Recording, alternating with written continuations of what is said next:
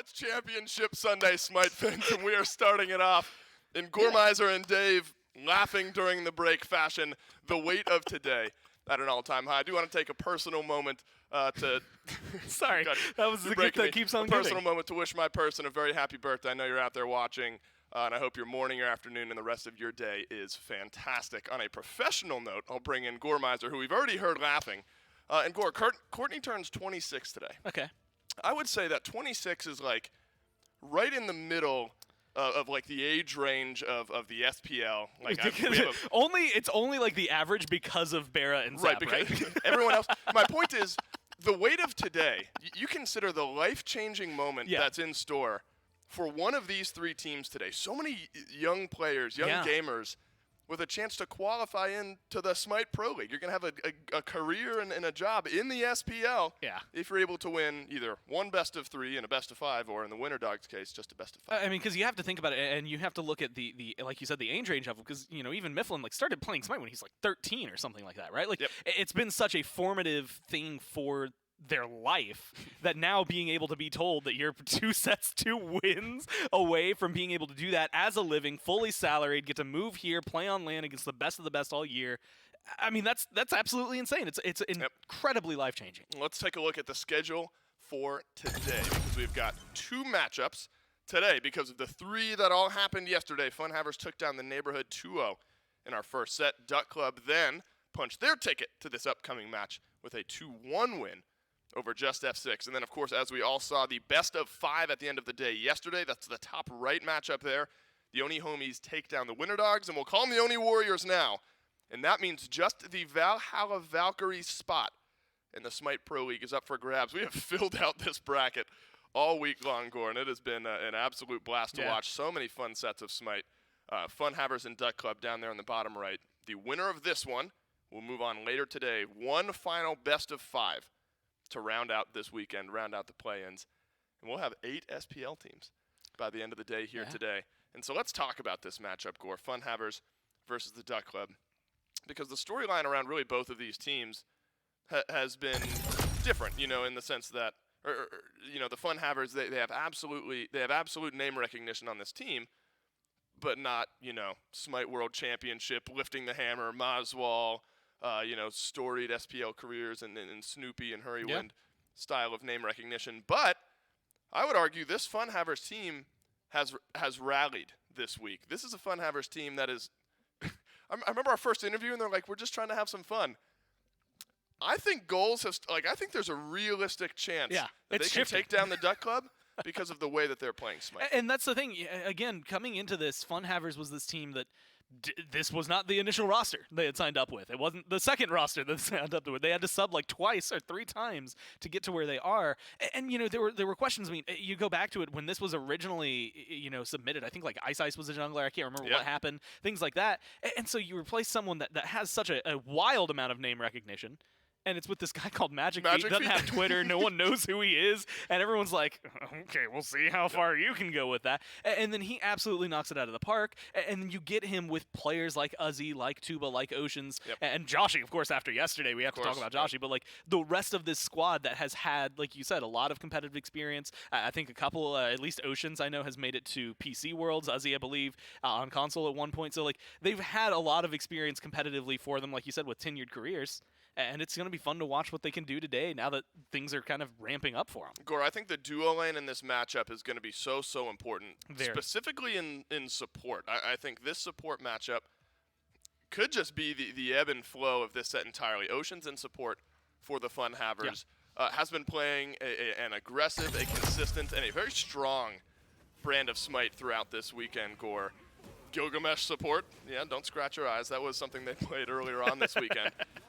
But you know, those styles of picks, the Fenrirs, you know, the Horus, things like that, I think have the potential to maybe catch this Duck Club duo lane off guard. I have to give them credit, because when Gilgamesh came out, Hindu Man was talking about how he would be excited to watch Gilgamesh support, and I don't think we saw literally anybody do it until now. It's just a delayed reaction. He scripted it that way, I can guarantee it. Oh my God, but he also played, he played Nox, he played ESET the same set. Yeah, maybe not something you're happy about. I think it's funny because we got to see these, which showcases, in my mind, a high capability of counter picks that are available to the FUNHAVERS that just aren't there for maybe some other supports. But I really want to talk about specifically what we saw out of some Horus games the other day, because those were absolutely insane.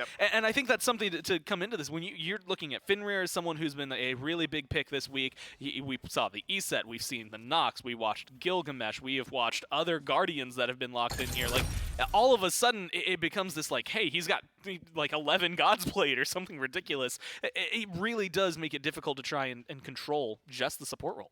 Oceans has been an absolute pleasure to watch, pleasure to listen to as well. Hopefully, in the pre-game interview, Oceans support for this FUNHAVERS team standing by. Oceans, at the beginning of the weekend, we talked to you guys, and you know, the attitude was very light and breezy. You were just out here to have some fun. You're now one best of 3 and a best of 5 away from making it into the SPL.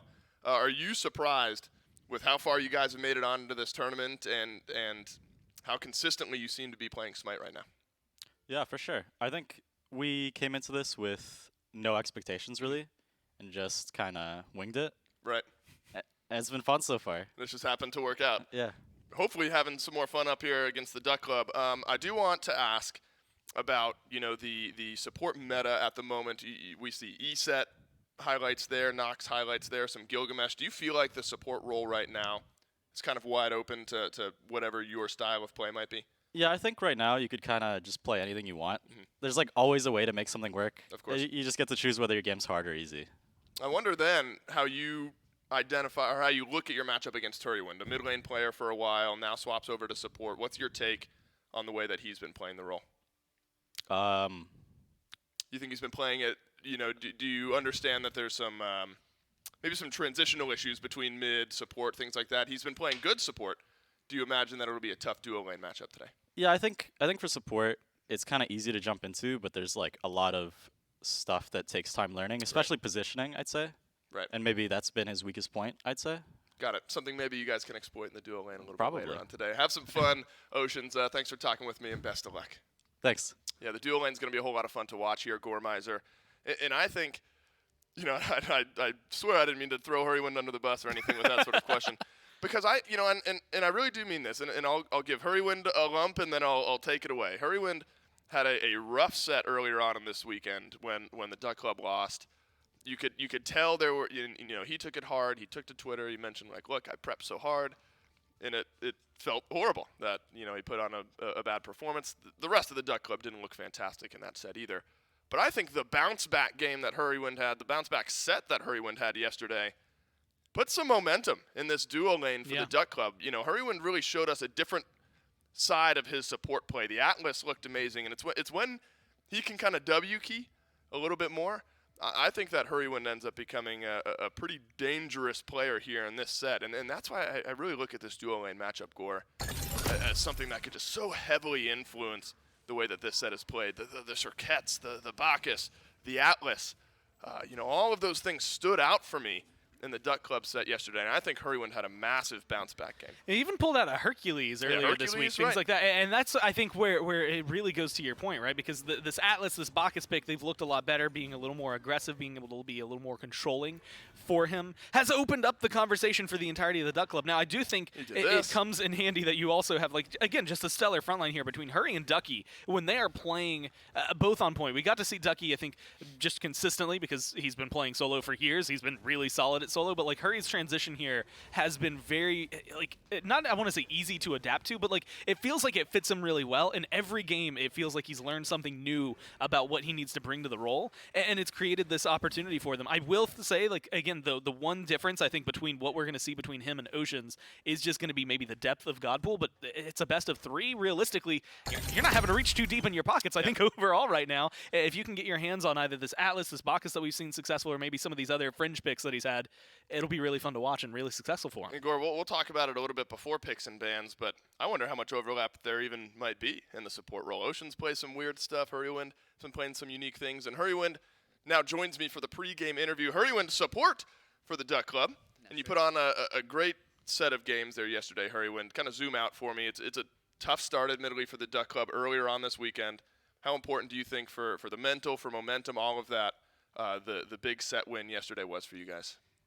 It was definitely really important. I mean, for us, I think it's just having more time on the land setting and getting a little bit more comfortable is worth more than anything else. So we're appreciative of that. And also, I think that's going to go and help us today, too, because being able to play a set into potentially the finals as well will be very helpful for us. I wonder how you look at your God pool and support at the moment. It feels like it's been, and I asked Oceans about this, been kind of open to interpretation, I guess. We've seen a lot of supports playing a lot of different picks. How do you view your support God pool at the moment? I think I actually play way more gods in support than I did in mid, which is interesting. Hopefully you'll get to see some of that as the tournament progresses. Yeah. I think I can play pretty much every style of support as well. I've been playing a lot of aggressive supports, but that's not the only way I play. It's not the only way we play. So I think it's pretty dynamic. Yeah, Hurrywin, it's been a treat to watch you transition over to support. A lot of fun watching you guys play. Best of luck in your matchup. Thank you very much, Wilson. Sure thing. And so, Gore, we now zoom out, I think, from even the duo lane. You have thoughts on... You know what I got out of that? What'd you get We're out about of to see a Ganesh. It's the I hope opposite. so. It's the absolute opposite of aggressive. I'm going to sit back and let the game happen for a little I'm while. going to drop the Dharmic pillars. I'm going to throw up my hands and let the game happen. And I will say, actually, you know what? Before we zoom out of the duo lane matchup, I will rotate it slightly to the right. We'll take a pivot over to the Hunters, right? I'm gonna move from the supports over to the Hunters. Hurrywin did put on a series of very, very good games yesterday. Snoopy had some of the best Hunter games we've maybe seen this weekend. And if you're the FUNHAVERS, I think shutting down not only Hurrywin, yes, but through that, keeping Snoopy behind. Because think about the game 2 yesterday where the Duck Club sort of looked out of sorts. I mean, Snoopy was just getting sat on over and over and over again in game 2. I think that's got to be something that Duck Club are worried about, but FUNHAVERS realized they could take advantage of. I think that's a big deal for them because you can even cut off that sentence. You mentioned like Snoopy had some of the best just carry gameplay that we've seen this week, but I really think you can cut off this week. Like Snoopy, just in general, has had some of the best carry gameplay that we've gotten to see in Smite across years and years of play. But like you said, when you take him out of the equation, it slowed this team down dramatically. And that's where you either have to decide that you're going to play through this dual lane. That's where we've seen a lot of the aggression anyway, so it's not too surprising to potentially put him up there. Or you have to ask Luconium specifically to step up. In the games where Luconium yesterday was looking really good, then it was almost not a breeze for Duck Club, but it became a lot easier for them to find those wins. Yeah, Gore, jungle as well, going to be very important between these two teams, always is. But think about the story here in the jungle where, Luconium hasn't necessarily skyrocketed up like SPL, like super successful SEC levels, but has been around that scene for a little while. And then you match this team around Luconium with Ducky, Moswell, Hurry, Snoopy, all SPL talent, some Smite World Champion talent. And then the story now that we have on the other side where Magic Feet, a relatively unknown player coming into this event, I think has surprised a lot of people. And so you look at Luconium, who had some difficulty yesterday at times getting involved in games, and Magic Feet, a player who this is probably the most important game of Smite he'll have ever played. And then if they make it, the next round will be the new most important game. And so this jungle matchup, I think, very unique. When you look at Luconium, and because I have the numbers in front of me, 2.0 KDA, right? Yeah. Not necessarily, that's not bad by any means, but it's not really where you want it, especially when it takes me 2 scrolls upwards to find Magic Feet, who is the second most in this tournament right now. Yep. He has a 6 KDA. He's You're kidding. 30, Magic 10, and 60. Magic Feet has the second highest KDA. Yeah, in the only right person who's higher than him in my Zen has a 17.5.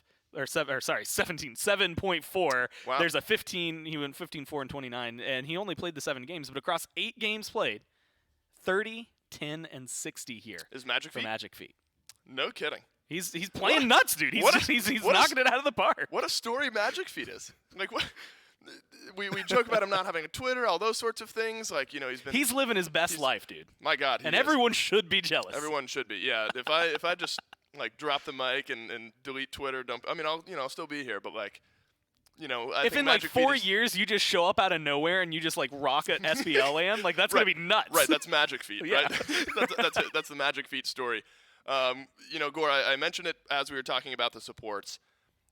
Do you visualize? Do you expect much crossover in the support god pool as far as picks and bans go? I think there might be a little bit, and these answers will be brought to us in P's and B's for Game 1. But, you know, we see Hurrywind on some Warriors, the aggressive in-your-face style supports. Yeah. Oceans did have some of those as well, but it's, you know, Gilgamesh, Eset, Nox, things like that. How much overlap do you think there will be? I can actually answer exactly. The only god they've played that is the same god is Fenrir between the two of them. So far, we've only seen one little bit of overlap. But I believe that they have, like, again, much wider god pools, right? Yeah. Oceans has played the Eset, the Fenrir, the Horus, the Gilgamesh, the Nox. Hurry has played the Bacchus, the Atlas, the Fenrir, Hercules, and Serket, right? So a little more aggressive-oriented over there. I guess it's still aggression coming out from Oceans, but it is a much wilder case for him for bringing out the two mages. I think that this would be a big spot. You know, if I'm Duck Club, I think this Atlas has performed really, really well for them consistently. I think if you are FUNHAVERS, you're looking at ways to slow down specifically Hurrywind in the duo lane. And I don't know if that's going to be a Bacchus or, you know, if it's going to be the Horus, whatever. Right. They really won. Gore, I think Serket taking that away, or giving that rather, giving that to Hurrywind is a great start here for the Duck Club, because I think about it's about building confidence throughout a set. And Hurrywind yesterday, early on, had like 3 doubles Cobra Kisses in that lane and set up for kills. Of course, Snoopy had some ridiculous ricochets.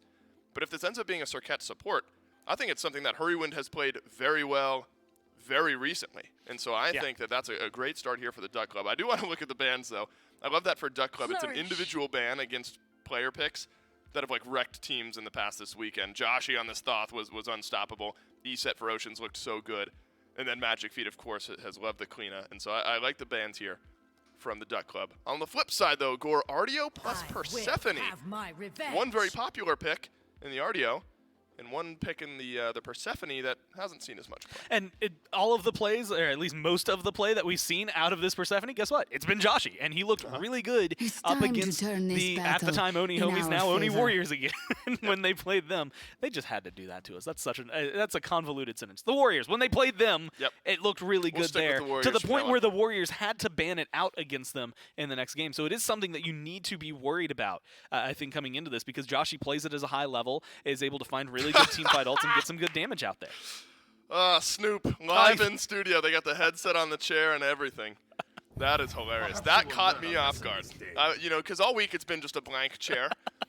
And so props to whoever printed out a picture of Snoop and put the headset on the old chair there. Really does feel like he's here now. Like, doesn't with it? us. Well, the play he was putting on yesterday looked like he was in a LAN environment with no issues. So, you know, he might as well be here. There we are, the zoom in. Oh, the camera work. And so, Snoop, I see you sitting there in your chair. Hopefully, you have a good game on this Medusa. If the Duck Club are going to have a good chance at winning this one. On the flip side, though, Gore, you're going to have to deal with a Hachiman in lane. Yeah, that's the thing that I actually think is really interesting. This Medusa could theoretically get thrown in mid, That's right? true. It could end up going up against Persephone. I don't know how likely that's going to be, considering what we've seen so far this weekend. It feels like they might put themselves a little behind early on. But it comes up to this conversation that this Athena is something that Ducky has been playing more than what we've seen out of any jungle or support so far. So I really like this just because it is still, while not, like, less ambiguous because we know the players, it's still an ambiguous enough draft, right? That you can flex things around if necessary. Your players are flexible enough. I mean, we talked about FUNHAVERS and the tenure they have, but Duck Club has that in spades on their team. And so it makes it a lot easier to be able to say, oh man, actually, we don't really want to play this Athena solo into X, Y, or Z. So let's swap that. Hurry, I need you to pick up this Athena. We'll throw the Serket in jungle. Ducky can get another god here. And things like that. Having that capability makes it fun. Do they need to? Probably not yet. And I've, you know, the meta sort of evolves over the course of the week, right? Yes, sir. And sort of each team, at the beginning, you see some ideas. And then by the end, it's almost like each team has their own unique identity. And that's pretty cool to watch. And I think that this Athena for Ducky is part of this meta for the Duck Club for all the reasons you list there. All I think about is yesterday, Ducky invading blue, and then everywhere else on the map was going so well for Duck Club that Ducky didn't have to ult anywhere else, and so he would just invade blue, and he would get ganked, and then just ult back to mid, and then rotate back to lane because there was no need to go anywhere else. Eyebrows raised as Kali gets picked here for the Duck Club. Ooh. And a Hell is there as well. Gore, a double curveball on predictions here. I did not expect either of these two. Did we just reverse back in time like 2 months? Like this is like we did a lot of prep work on these specific gods. Going into Worlds and the Worlds placements, because that's where we had a lot of players that loved the Kali. Yep. Hell was a big deal, and it was such a huge talking point. But in Season 9, like the healers, I mean, we saw the Aphrodite from the Oni Warriors the other day, and that was not exactly the look you want at healers if that's what you're going to be drafting. So knowing what that brought doesn't necessarily instill a lot of hope into me in this Hell, but in conjunction with a Kali and an Athena late game, like this is a draft that Serket, as well as Medusa, although Medusa will take like a couple of minutes, are really going to hold their own early on. Hell does a surprising amount of damage at level 2, so she can hold her own, although her mana is definitely going to suffer. Right. And then as they transition into these late games, you're going to have like great hyper carry potential, easy die potential, a lot of kill potential on Duck Club. It's going to be interesting to see. The threshold of execution for this team is a little higher than I think what FUNHAVERS have, but it is something that will work out wonderfully if they get off to the right start. Well, that's the key, right? Because it felt like in all 3 games, win or lose for Duck Club, the duo lane was either off to a great start or a horrible start. Like either Snoopy had a couple of kills and we snowball from there, or the lane got ganked and kind of shut down, and Snoopy was behind and Hurrywin was behind for the rest of the game. And so I think you're spot on there, Gore, where the left side or whatever side of the map the Duck Club are on, the duo side of the map, is going to need to be off to a good start, at least not a bad start, right? Let's get those wheels turning. Same for the FUNHAVERS, though. And I look at their draft, Gore, Artio, Persephone, Hachiman, Nem, and Kabrakan. And Nem, I think, starts to stand out to me because at the beginning of the week, it felt like an individual player pick here and there. We might see some Nem. I feel like Nem has started to become a little bit more of just a meta pick and something we start to see out of the jungle more. And when you're looking at, again, just burning people down, slowing them up, I mean, this is just going to be a good pick for chasing people away and killing them off. I also, it's something that really caught me off guard, but like the builds right now feel like they can favor Nemesis because it just stands out to me. In the last set yesterday, Cuvo, there was like just a single auto attack that I got to see, and for some reason that auto stuck in my mind because it did way more damage than I expected to see out of a Nemesis for just one hit, and that really opens up that conversation. We've seen her become a hyper carry in the best circumstances. A lot of the top junglers in the SPL will rely and go back to this Nemesis. We saw it yesterday with Cuvo Fred. I expect that this is going to be a pick that can put a lot on the table for the FUNHAVERS. Gore, I am curious your thoughts on Luconium plus Kali, because it feels like late game that's a hyper carry, right? Hyper carry Luconium could be here. Game number 1, a date with the Winter Dogs on the line. Let's go. Yeah, we are here on Elimination Sunday, the last set to go before you see which of these two teams will face off against the Winter Dogs for the final spot in the SPL. It's Jim Tucker and Mifflin here. And taking a look at this, I think the biggest thing that kind of catches me off guard is this Hell, especially with how prominent anti-heal has been, especially for these new mid builds. Yeah, I mean, Divine Ruin getting rushed is pretty standard, I'd say, across the board, but I think the Duck Club have got themselves, like, an incredibly strong late-game composition. They've got great tools to get them there. I think that Luconium, in particular, is going to be one I want to keep my eyes on, because Kali is a pick that I had expected to see a fair bit. I didn't think she was going to be dominant in this meta, but I thought that with the new Jotuns having that, I like to call it the Sundering Jotuns, actually, I believe Jotun's Ferocity, applying that kind of 20% stacking additional damage to whoever you're able to mark, really just fits Kali's style. You can go for that item very early on if you so choose, kind of match it up with that standard build that we saw back in Season 8, and then we'd already talked about how no boots makes Kali a much faster god than what we would once expect. I think that Jotun's Ferocity is going to do the exact same thing.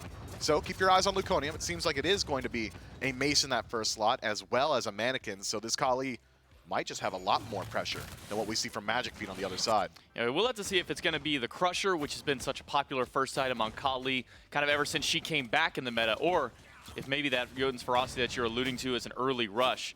In this solo lane, well, kind of the downside of the Athena solo, it doesn't have the best clear early on. Hurry blinks in, but doesn't get anybody with that Cobra's Kiss instead. Now he's stuck inside the Tremors, but Oceans doesn't want to sit there and channel that one for too long. A lot of damage thrown his way. Yeah, gotta play carefully around this duo lane if you're the FUNHAVERS. This is the Duck Club's strongest win condition, I'd say. Occasionally we just see Snoopy diff a lane on his own. I'm talking about some of those Ho-Yi performances. I'm sure he can do the exact same thing on this Medusa, has similar levels of aggression Luckily, though, for the other side, the FUNHAVERS have a comp where you can have Oceans kind of rotate out around level 5, and then you leave Tuba alone on an island, and Hachiman is just incredibly safe. So I think we could just see a very slow play over here in the long. Magic Feet wrapping around the jungle and thought for a moment maybe he was going to go for a gank over here, but maybe get spotted out on a ward, because you do see the Duck Club dual lane fall back just a little bit. So instead, he'll regroup with Joshi.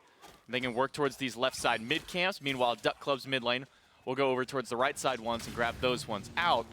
And in just these few minutes of play here, we do see a very small gold disparity. FUNHAVERS able to get up about 300-400 gold up over Duck Club so far. And that's all duo lane, I believe. That's the camps on the side, as well as some of these Harpies starting to work in favor of the FUNHAVERS. We're starting to hit that critical tipping point, though, for Duck Club, where Hurrywin's going to get some points in all of his abilities. The damage output of this Circuit support is going to become pretty good. And then you've also got Snoopy starting to get that Lacerate available as well. And now you're going to see that Lacerate put on display there as he's got to get out of those tremors. Taunts in by Ducky will make sure that he can save that blue buff from going down. Magic Feet unsuccessful on that invade to the right side buff camp.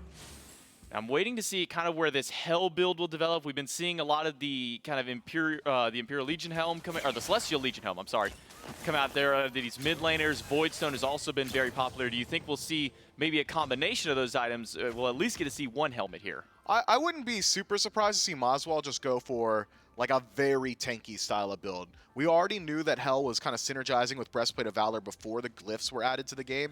Gotta think that it's only just that much better now. You can go for that Breastplate of Determination. You're not sacrificing too much damage because of the helmet start off, giving you 90 power. Voidstone as well, as you highlighted, going to be very decent at the mid portions of the game. My only concern for this Hell is the matchup up against Joshi and Oceans, because those are two gods that are going to be able to kind of strip away that cleanse very easily. Joshi with the ultimate, the Grass with Death. Hell able to immune that one out, but what do you do when the Cabrakan runs up on you immediately afterward? Or the inverse could be true, where Oceans kind of starts off the fight and that creates space for Joshi on the other end. There's going to be a lot of threat on this immobile mid laner. And kind of then what do you get at later on in the game once these Cabrakan walls start becoming a problem here? We've seen some teams even elect to kind of go towards that Phantom Shell just even with only a Cabrakan out here, especially when you look at the lack of ability to get past those walls for this team. Ducky, Maswal, and Snoopy both susceptible to being caught inside that Cabrakan wall. Yeah, and Phantom Shell just feels good. I feel like I've been talking about Phantom Shell so much this week just because of how strong. I mean, that relic is legitimately just good, man. The passives on it, besides turning into a ghost that can walk through structures, is still just very nice. The health shield, the damage mitigation really can turn around some of these team fights. Magic Feet is desperate to get a pick here. Oceans, a blink ult comes up with nothing. They will be able to at least get one of the offerings off the map here, get that one over to the FUNHAVERS, but Magic Feet is really doing everything that he can to try and get a fight going. We saw him rotate earlier towards this lane, stepped over a ward that backed off. He regroups with his mid laner. We saw him fishing for something on that right side by the blue, and once again heading over to that left side. And well, you can already see the power of these early flat pen items. Joshi already kind of smacking Luconium around. And Joshi should be the topic of conversation, or maybe it's Snoopy caught out. Gonna be a stun in from Oceans, immune down, turn around, Petrify does end up catching just Tuba, but Snoopy still goes down regardless. Magic Feet comes up with one, Joshi comes up with the second one, Maswal too late on the rotation, and Hurrywin with nothing to do to save him. Man, just phenomenal rotation from the FUNHAVERS, having Joshi kind of line up that shot from downtown. Grass with Death connects with Luconium, who legitimately wasn't allowed to play the game, doesn't even have the opportunity to get that death immunity off because the stun from Oceans, that early blink, might be coming back to bite him. And we get a chance to check in with Luconium. It actually isn't the Jotuns in that first slot. He's gone for Crusher. Again, just that early game presence. He really wants to get this Kali rolling sooner rather than later. Yeah, that extra attack speed, a little bit of power and pen that comes with it. It's something that Kali's have just been rushing kind of ever since she came back in the meta around Phase 3, popularized mostly by Scream. We've been seeing things like the Tier 2 charge bow kind of be a next option in there.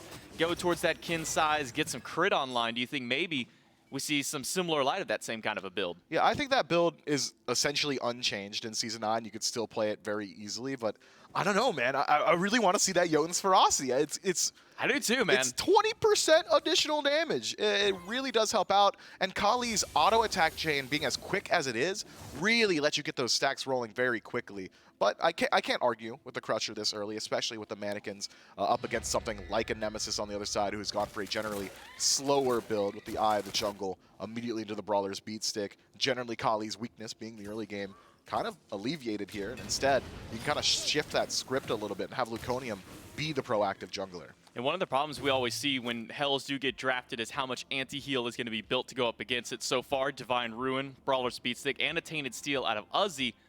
But it's not just the Hell that's going to suffer, and subsequently the teammates around her are going to get less healing.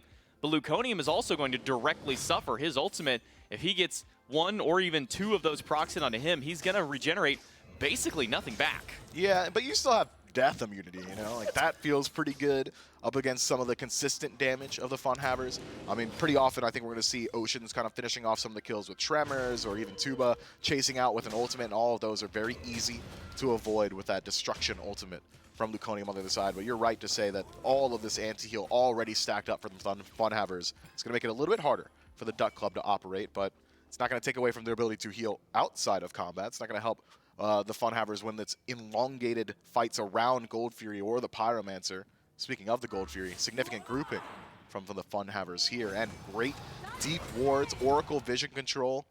I think the FUNHAVERS have got essentially free reign at the left side of the map. Unfortunately, they do not spot out that one ward kind of hovering around the Gold Fury. That could make it a lot harder for them to make a play. Oceans has been sitting around this left side, and so has Hurry. When we've seen this out of Hurry in his last couple of sets of play, where he really does stick around this dual lane a lot longer than other supports traditionally would. He's been here up until level 8, 9, even sometimes 10 before he finally makes these rotations out.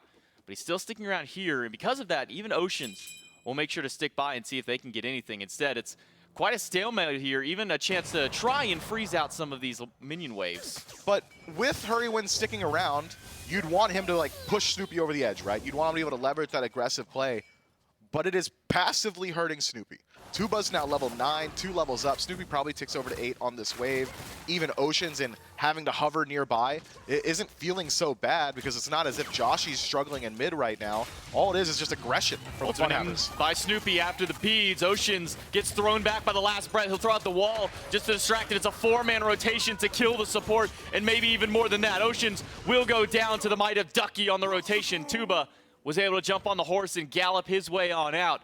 But Duck Club finally able to get themselves on the board. And Ducky isn't going to miss out on any of his farm. He's got that teleport available, goes to the tier 2 tower on the right-hand side, and is going to be able to put up a defense around his own blue buff. That might be the strategy of the Duck Club. Stack up in the duo. You're going to outnumber them no matter what because of this global presence that your Athena out of solo is able to afford you. Man, it really is just annoying that Ducky was able to teleport all the way to that other side of the map with that ult, and now he's right back in the lane defending his own blue buff there. We have a brief little pause in the action here as we get these players back in and get ready to go here. But early game, already 3,000 gold up here for the FUNHAVERS and only 2 kills on the board. Duck Club, though, finally able to answer back, get their first kill on the board. Do you think this is the momentum that they need to kind of start getting their ball rolling? I mean, I'm not like making news here, but I think they really would have preferred to be able to lock down Tuba rather than the support. Level deficits still kind of lie in the exact same place that they were just a moment ago.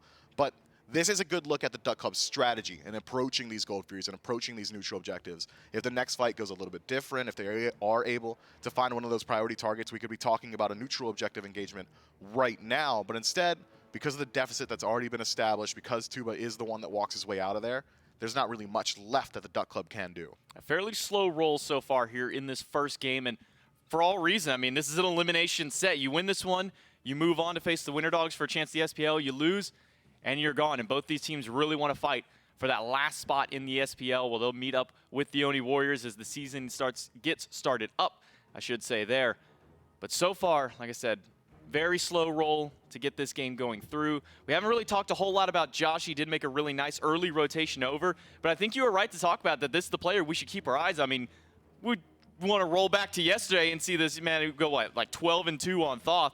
and now bringing out this Persephone here in this first game. Yeah, I've got some expectations from Joshy in this one. He's not going to have the same level of presence as he did on the Thoth. It's not that constant poking in mid. It's not that ability to kind of just walk over to an objective and have the heaviest hitting ability and confirming some of those. It's more so presence in the team fight, presence in the jungle, and great CC ability, great follow-up potential. Well, Ozzy's very far forward, low in mana, but so is Magic Feet here. Half his health gone, but healed some of that back up. And a good ultimate from Joshua will lock down Ducky. Now Luconium is stuck, and he's already used that Destruction ultimate. Ozzy not willing to dive in now that he has missed the first tick of that root. And it will just be Ducky going down in this fight. Man, this is an early mid gap, man. And that's by nature of the builds. Mazwal's build a little bit slower, just now finishing up that Void Stone. This hell will likely be dealing some pretty decent damage at this point, but we haven't seen Mazwal make a rotation. We haven't seen him try and get active on the map. You know who we have seen? Whole lot of Joshy in the duo lane, now in the solo lane as well. Now Tuba shouldn't make it out of here with Snoopy and Hurry sticking by. One more Cobra's Kiss, or Viper shot, I should say, there.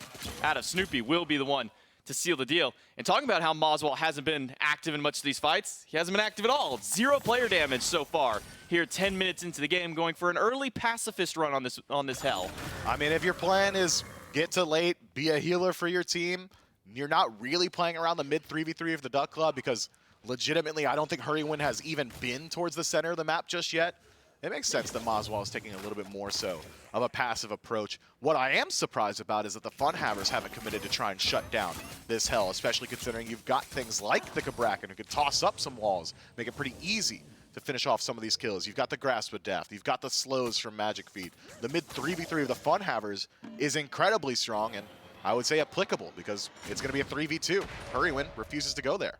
And this is something that Ducky was doing yesterday when he was playing the Athena. He gets in a little bit of a potentially tricky situation, a little bit of a bad spot, and, well, he'll just teleport to one of his teammates that are sitting by, and he's almost got that breastplate online to give him that extra cooldown.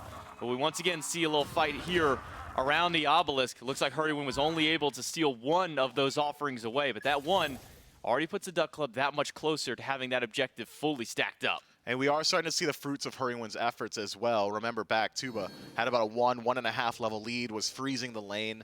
Now Snoopy completely caught up. A slight itemization difference between the two. Tuba having been forced back to base has the balance played, whereas Snoopy likely sitting on a fair deal of gold here, should be able to match up some of the pressure in his own right.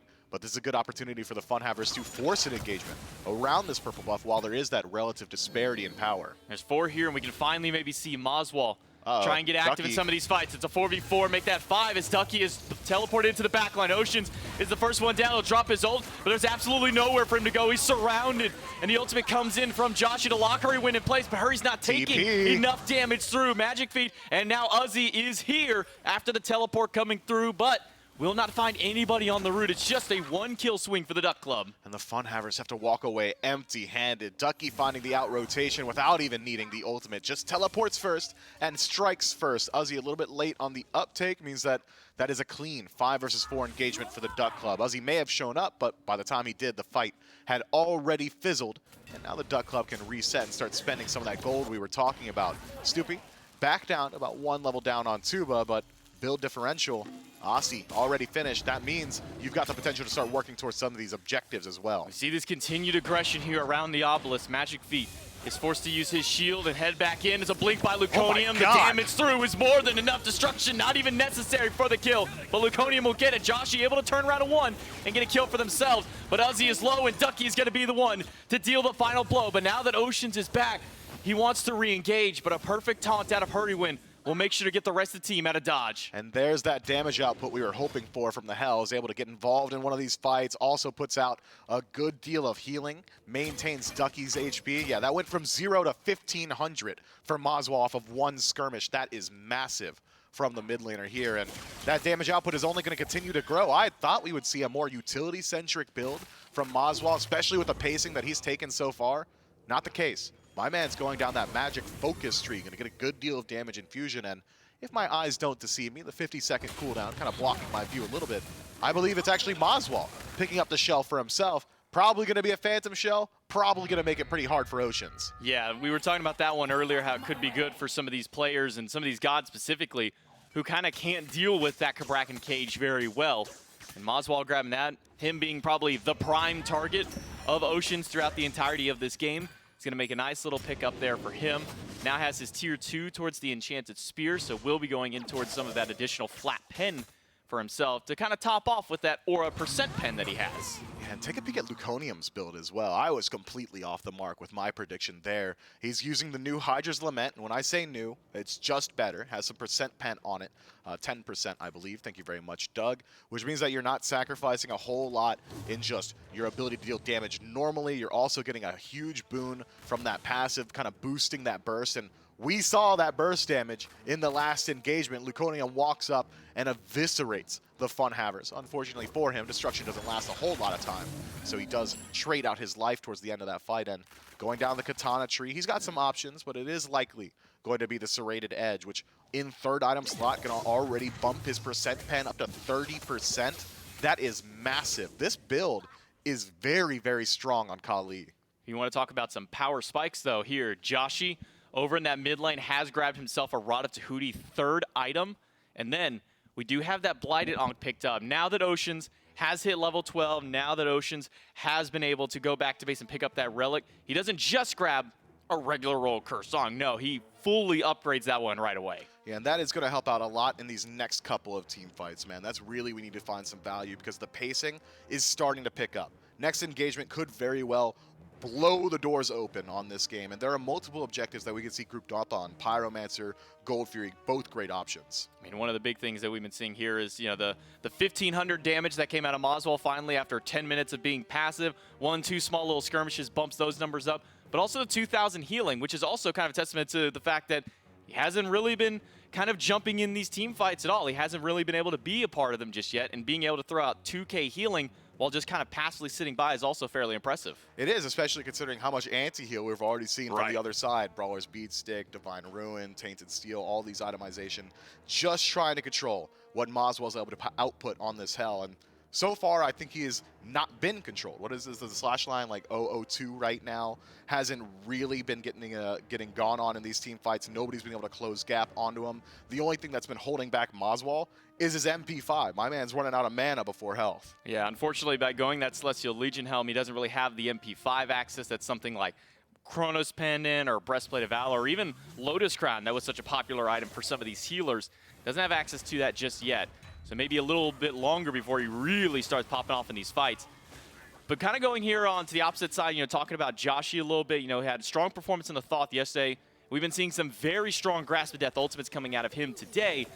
But that's really all that we've seen out of Joshi as far as damage is concerned. He's been getting solid lockdown, but just not enough damage to get those final hits just yet. I mean, he's been very present in some of these team fights. No complaints from Joshi for me, man. He has been in the duo lane involved. He's made rotations over towards the solo. It seems like there's been a clear kind of decision to not play around the mid 3v3 from both of these squads. So if Joshi wants to get involved, it has to be those ganks. And so far, he's done a great job of it. He's the one that put his duo lane ahead very early on, rotates over solo, does the exact same thing. But since then, we've seen the veteranship of the Duck Club to just kind of remain afloat, keep their head above water, don't really start to panic, and still slowly claw back some of that lead with a very unorthodox playstyle as well. I mean, Hurrywin refuses to leave the long lane. I don't think I've seen him in mid even now.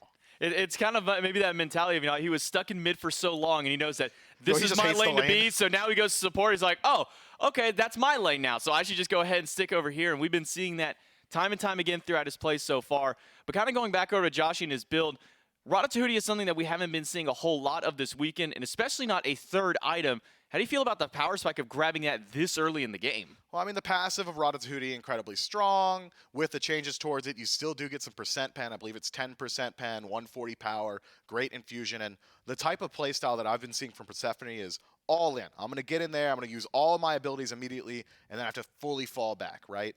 Rod of Tahuti fits that style very well, and it's very counter to what we've seen from him throughout the rest of this week or even throughout his career. When I think of Joshi, I think of the Thoth. I think everyone thinks of the Thoth now, but even the Agnis, it's just that poke style. Persephone, essentially the opposite. Yeah, she definitely wants to all-in commit there, drop the flowers down, jump at you to get that extra bit of damage, and lock you down in that cage, maybe even just to start the fight or kind of get things going out there. We should be back into game here in just a moment. Apologies for the delay as we get these players getting and going here and trying to get ourselves back into this one. Solo lane, we haven't seen a whole lot of action between either of them, but we have seen a lot of teleports, to say the very least. That relic has become very popular, that persistent teleport coming through with all reason. So, a 90-second teleport that you can reduce just by getting kills or assists in a fight. So surprised that we're seeing it pop up so much. No, teleport's going to be around for a while, man. Persistent teleport's cooldown is just so low. It makes you so mobile on the map. And I think you're right to bring up the solo lane because we've seen a lot more of one of them rather than the other. Ducky has been getting involved non-stop. It's early ganks towards the duo, kind of turning this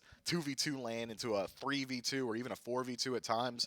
But once Uzi does get his feet under him, once he is able to start participating in these team fights, I don't think the conversation around Moswell is going to be, oh, man's just healing a lot. Man's just been left alone in the back line. Artio has got the ability to close that gap. And we've seen what Uzi can do to try and zone some of these backliners out. We saw it yesterday in his set where he's able to keep 2 carries essentially completely out of a fight all by himself.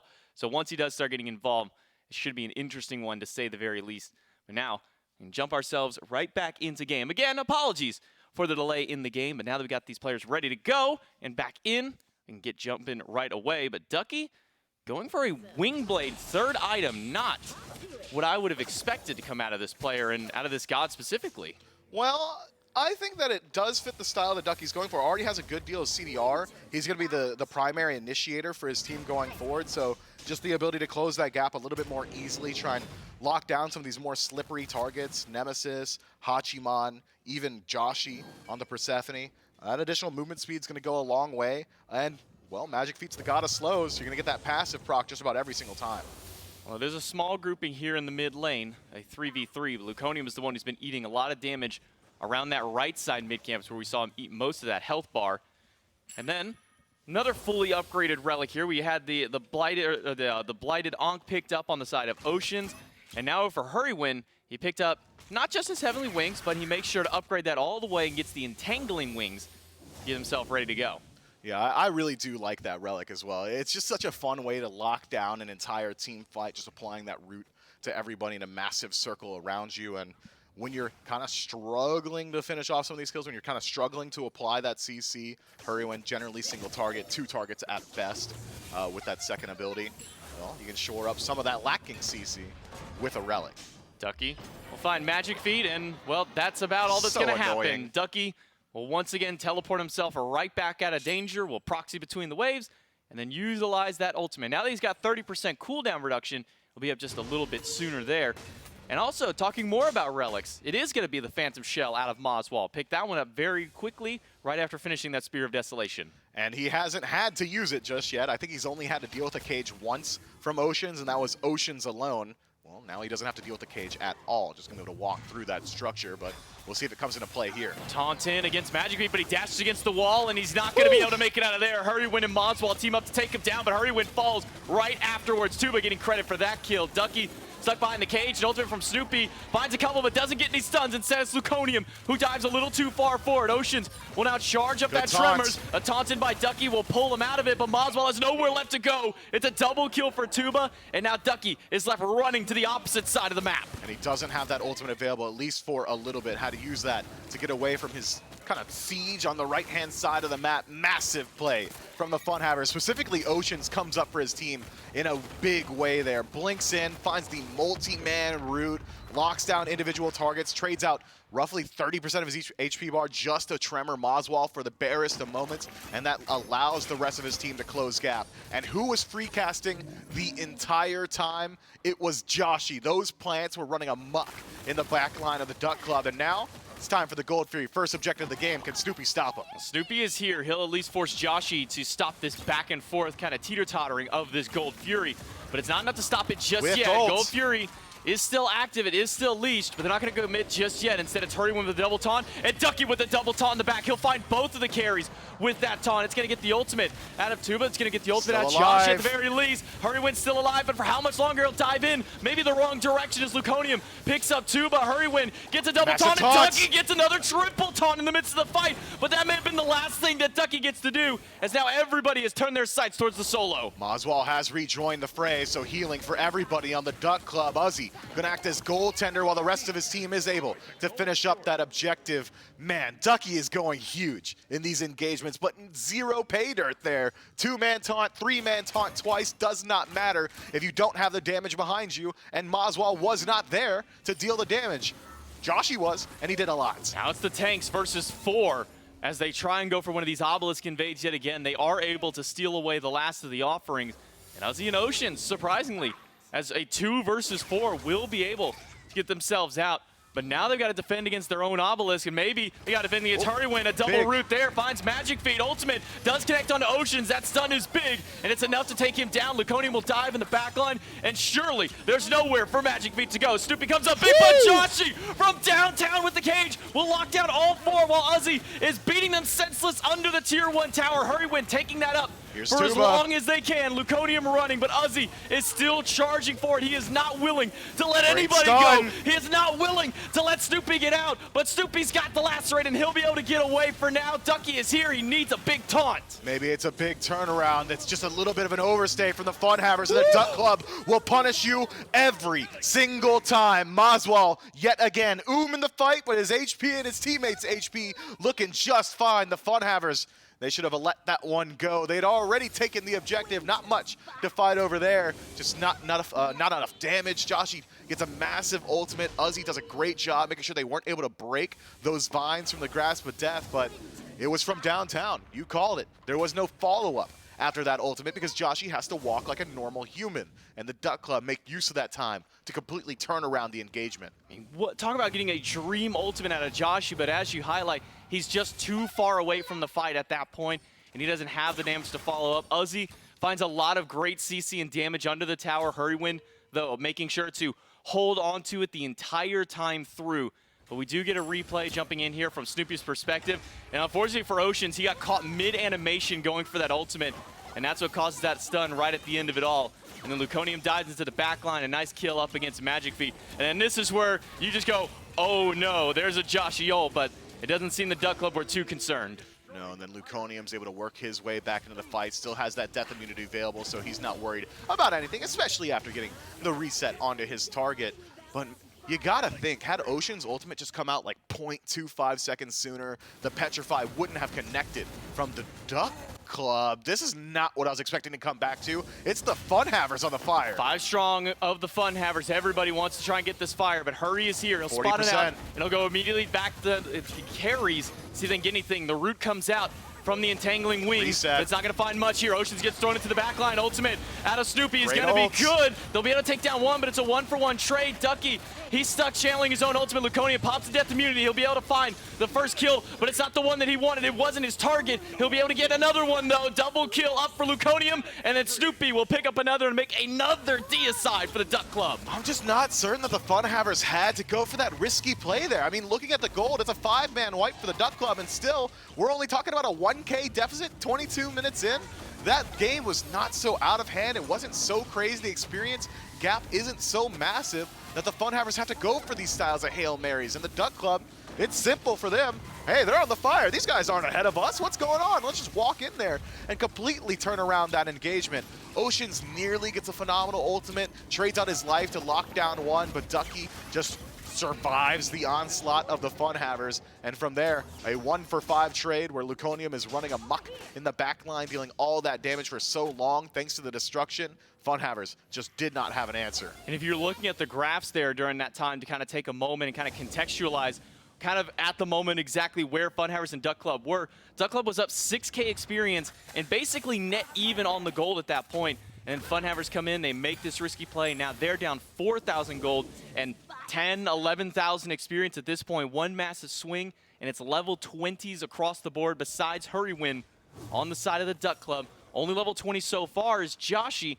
He hasn't upgraded that starter just yet. Instead, he's looking to finish the remainder of his build, Obsidian Shard, final item. That's going to help out a lot because the FUNHAVERS have been struggling to finish off some of these kills, which is essentially the name of the game when you're lining up against something like a Hell, when you're lining up against something like a Kali. This is the point of the game that the Duck Club were aiming for from minute 0 with this team composition, and now they can start to utilize it for some of these sieges. I mean, what do you do against the FG HP5? What do you do against Maswal keeping his entire team topped off? The Duck Club can just drag these fights out as long as they want. The FUNHAVERS essentially have to all in commit. It has to be that spearhead. It has to be the initial kind of rotation of abilities, at least finding one pick, because if they allow the Duck Club even a moment to breathe, Mazwal is going to full heal his whole team.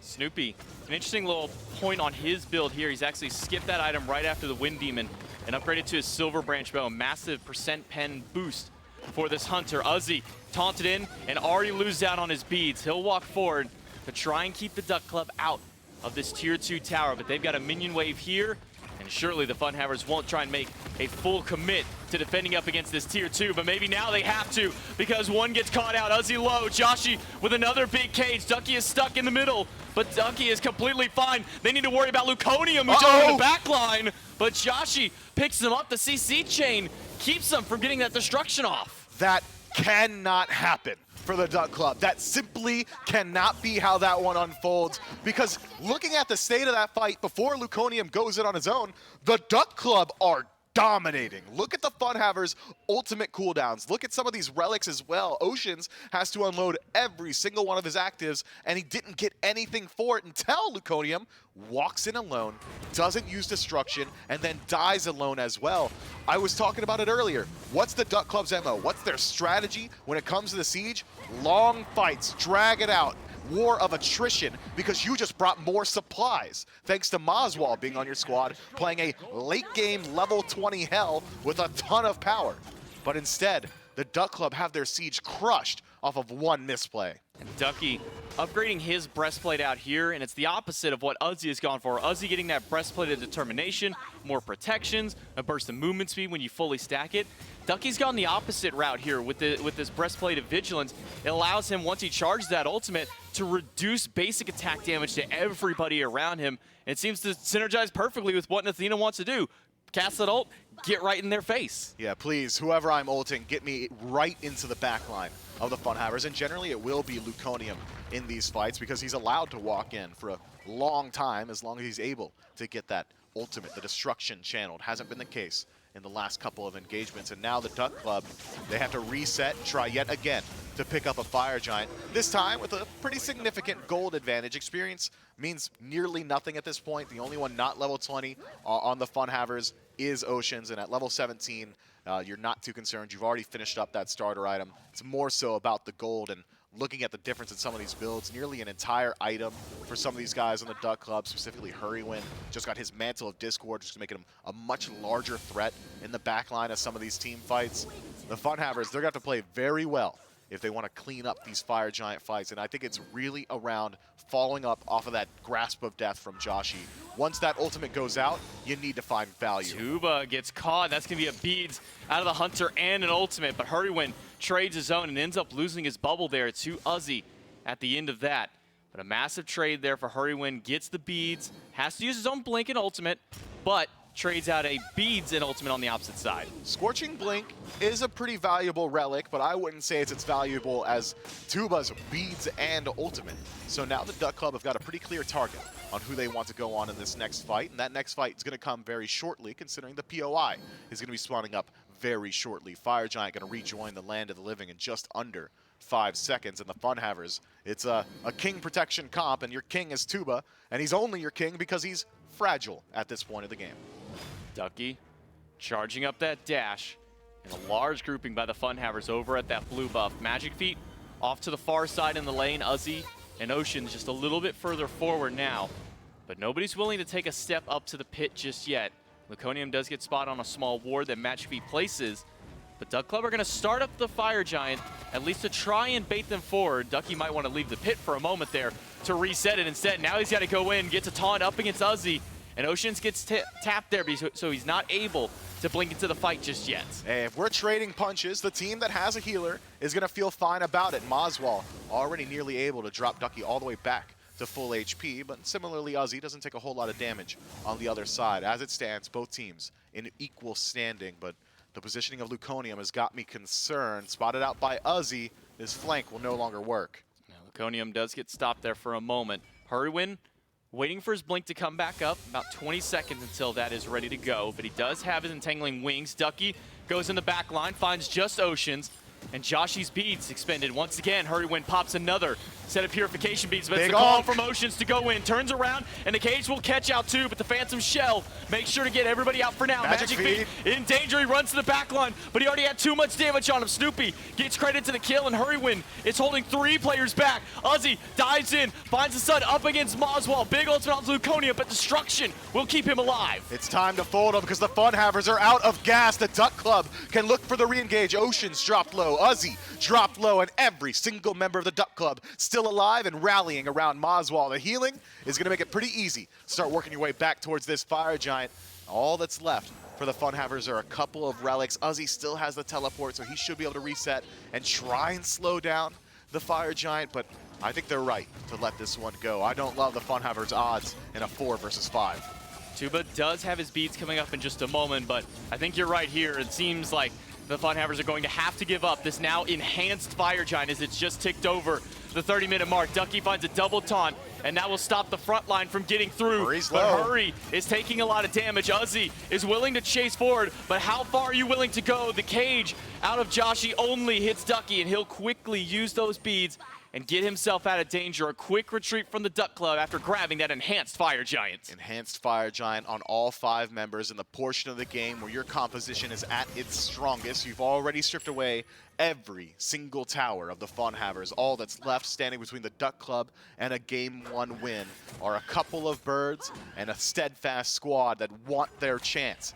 to join the SPL. And the Funhavers do not have a poor defense composition. Oceans has been finding great walls in the jungle. That's pretty easy to do when you just have to defend a bird. Magic Feet, I think, going to struggle a little bit more so, especially up against an Athena. This Nemesis really going to have a hard time kind of having that opportunity to get involved in the fight. So I believe we're going to see Magic Feet kind of approach this next engagement how we saw Luconium play around the fire, just around the peripheries of these fights, hiding in the jungle, waiting for that opportunity to finish off some of these kills. Tuba, on the other hand, his ultimate might just be hitting 4 or 5 men consistently in these narrow Phoenix engagements. Joshy as well has been dealing a massive amount of damage and has finally finished up his build. And look at him, 6-2 and 5 on this Persephone. Great performance so far. Gotta hope that he can keep it up if you're a Funhavers fan, because the Duck Club siege, it might not be walk in, kill your Phoenix instantly. It's walk in, cut it a little bit, back up, heal, keep doing that 1,000 times until that bird falls down. I need to be careful, though, if you are trying to face tank one of Joshy's ultimates again. He does have Calamitous Ratatouille now picked up. That's a little bit of extra burst of damage It's a lot of on that synergy. first ability that comes through. I mean, yeah, slam that cage, you're basically guaranteed so long as they don't use those beads to take that extra damage here. We do see a defense, fairly half and half defense here, at least, out of the side of Funhavers. They'll send 3-4 people to this left side, but it's going to be Ducky and Luconium. Luconium especially kind of hovering between these two Phoenixes. Yeah, all I need to see from Luconium as this fight is get the ultimate off. He'd have done his job at that point, and already we're starting to see the Funhavers kind of having their attention shifted throughout the map. The Duck Club keeping them guessing on where they're going to start off this siege in earnest.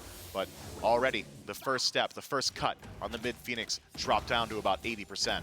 Hurrywin by himself, dealing some damage on the right-hand side, but that's a tanky Circuit, and that's also a tanky Uzi Bad and wall. Oceans, but the walls miss from Oceans. A massive cooldown expended to start out that fight.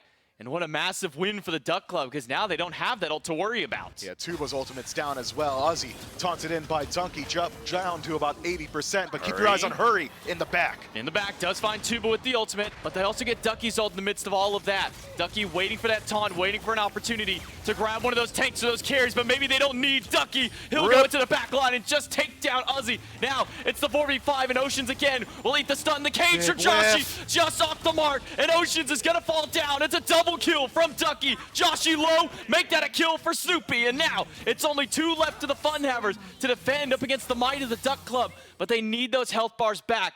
Unfortunately, Ducky has a teleport to get right back in. Man, now the Duck Club can just wait it out just a moment. There you go. There's your initiation. He is here. Tuba and Magic Feet gonna have to work a miracle. It's going to be them against the world here. All 5 of the Duck Club standing strong. They'll pull the Titan over to the side of the throne, but Tuba and Magic Feet have to do everything they can to hold out here. Magic Feet gets one good slice and dice, but that one is not going to be enough. Tuba's life is not going to be enough. It's going to be the SPL squad of the Duck Club coming back in and taking game number 1. Man, the FUNHAVERS just weren't able to leverage that early game lead very well. They kind of allowed the Duck Club to take the pacing that they wanted. Again, Kali and Hell on the same team, allowed to get to the 25-30 minute mark from relatively even. And questionable calls as well from the FUNHAVERS around that Fire Giant off the back of getting 5-man wiped, immediately group up, still in a dead even match, and just pull fire and essentially leave it up to a coin toss. Just clean up some of those plays, and this game could have very well gone very differently. I mean, there's a 5-man wipe into the fire that turned into another 5-man wipe, and by that point, the Duck Club had pretty much shored up all of that XP gap that they were down. They closed up the gold lead, and that was the first time that they could really kind of take a lead for themselves in this game. We'll see if FUNHAVERS can bounce back in game number 2 right after this.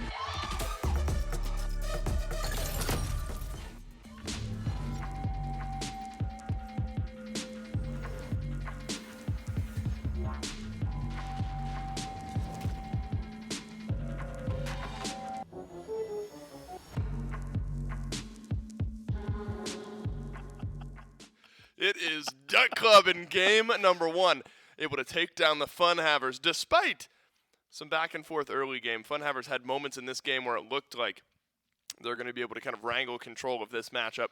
But down the stretch, the scaling overtook, and Duck Club in a lot of the late game team fights able to take over. And Gore, you look at some of the picks that we expected to scale up, some of the players we expected to have big games, hoped and needed to have big games for the Duck Club. I think Luconium stands out to me on this Kali. You're putting a lot of weight, a lot of confidence in a player, giving him Kali after a tumultuous week. And then Snoopy as well on this Medusa, I think, stood out to me in this game. They managed to do like two things that I think are very important because, like you mentioned, making two people stand out. Luconium inherently getting to look even better because Ducky's like combo with him, jump to the back line with an Athena ult while you're ulting. All of a sudden, it creates a lot. But I think you have to look at the setup that comes down from her. You have to look at Snoopy having a really, really great performance on this Medusa. And again, that's something that we had highlighted going into this game as a pressure point for Duck Club. Yes, when they've struggled, it's been when Snoopy struggles or when Luconium struggles heavily. Ultimately, I think we get to see the two of them really step up, and Luconium stands out only because consistently getting to the back line, consistently finding those kills and staying safe and alive throughout all of them, getting kills on his target for full heals, always feels a little nice when you're playing the Kali. But I think we got to see this pick, which, last year in the SPL when she started getting picked up, sometimes level 3 you can get ahead, but obviously towards late game is really where Kali shows their strengths. That in pair with the fact that Snoopy's able to get online a little bit faster and do a little bit more damage earlier, it opened up so many conversations. Plus, I mean, his ults and the team fights, everything was just brilliant setup. And notice how at the beginning of a lot of these replays, it's Hurrywind finding the initiation. The Circuit was so important throughout this game as well.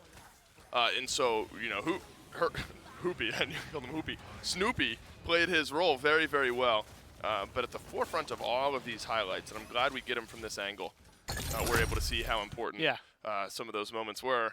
And Gore, the Persephone pick we thought might be strong, but then Maswal grabs hell a bit later in the draft. Yeah, and it's so funny because it's something that is the other half of the conversation, right? Like Luconium, Hurry, Snoopy all having good games is a big deal. The best MVP in all of this has to be Maswal's 2, right? And the light stance 2, like just cleansing people and almost nullifying. I mean, Joshy still puts up 28,000 damage. Joshy still puts out numbers, but anytime that ult came through in any other composition, it's something that is going to lock people down a lot more consistently. And every time it hits somebody, Maswal just went, no. Changes the fate for his team and helps turn around that fight. So I think realistically, if you're going to pick this Persephone, which is maybe going to be off the board now, depending, you have to wait until later in the draft. You kind of have to winter dogs it, right? Wait until the very end of your draft to try and scoop it up to make sure that things can work out a little bit better for you, a little cleaner for you.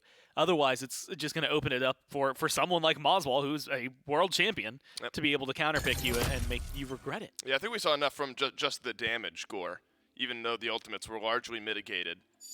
Joshy has been playing a very, very strong game of Smite over this week, so limiting that in game 1 in any capacity, whether it's CC or damage, was a good look for the Duck Club, one of the strongest members of the FUNHAVERS, Joshy, their mid laner. As picks and bans for game 2 start to roll through, Athena takes a seat. FUNHAVERS don't want to deal with it, and so Duck Igor has played this Athena a couple of times, made it look pretty good. Going to have to be something else here in game 2.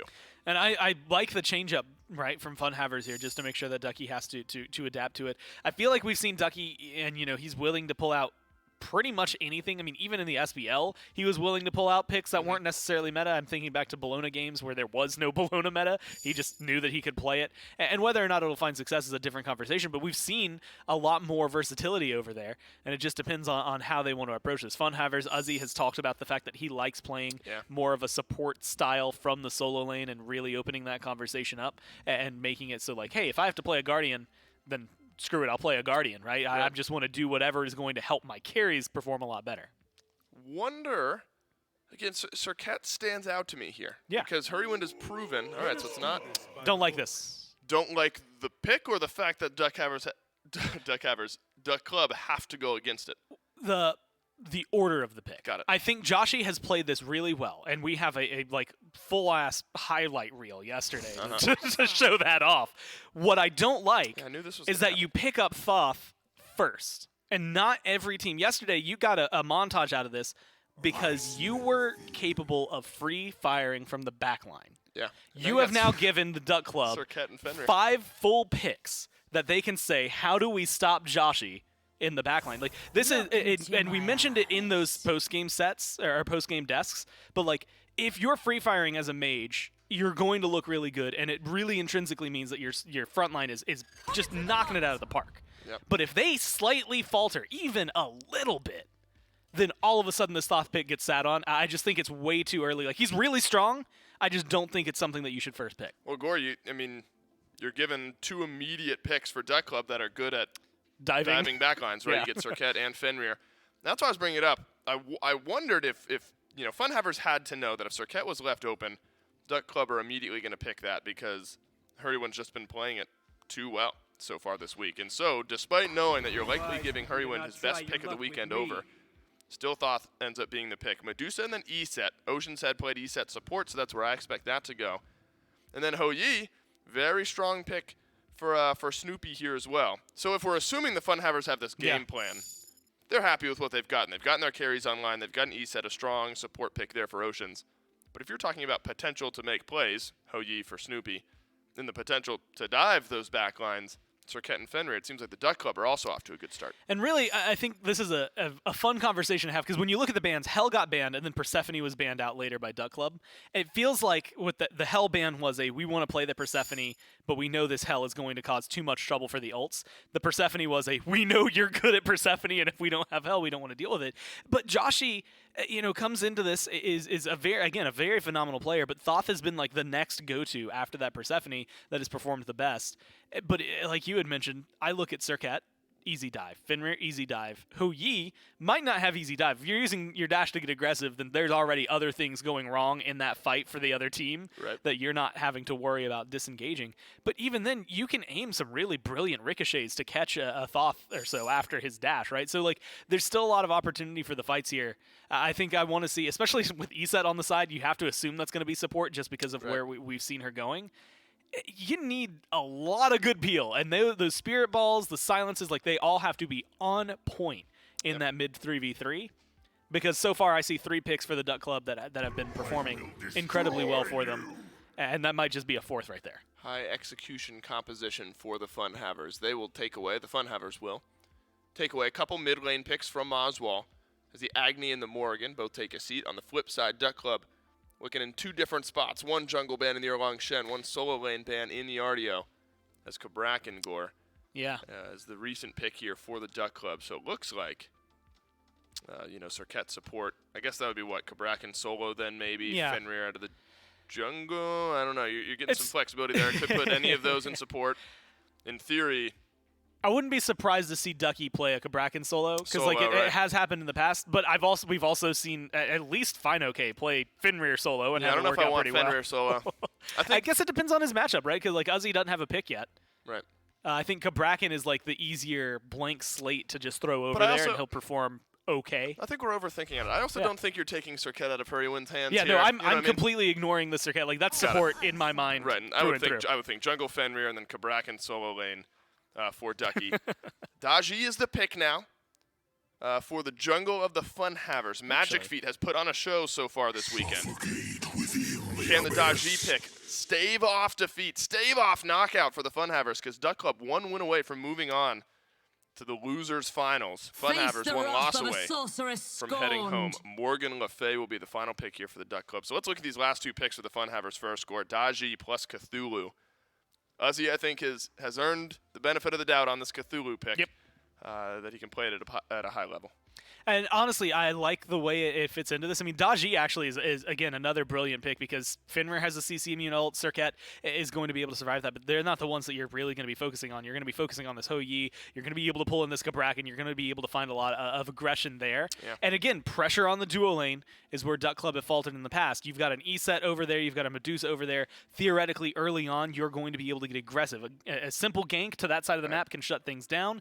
And if you slow down Hurrywind, who was the cornerstone in every highlight we watched? It was Hurry. It was on that Surquette. Whether it's the Surquette or the Fenrir for him, it really doesn't matter, because no matter what, if he's slowed down, then it's a much easier game for FUNHAVERS as a whole. And I will say, just because I was harping on it earlier, and I think this deserves its caveat, yesterday, the FUNHAVERS picked Thoth into a very good dive composition, and I sat around thinking, man, that you're gonna get sat on. What's gonna happen? And then it was between Uzi and their support, everything that they had going for them, it never got touched. So realistically, as if Duck Club just can't play, or if they get too far behind that they can't dive successfully, this Thoth might end up going absolutely massive still, just by merits of what this Daji can do early on. Right, I mean, it's all down to play on field. Duck Club have given themselves opportunities to dive this Thoth, but there's plenty of opportunities for the FUNHAVERS to peel out for this Thoth as well. And so Josh Igor remains at the forefront of this conversation because of some of the games yesterday, because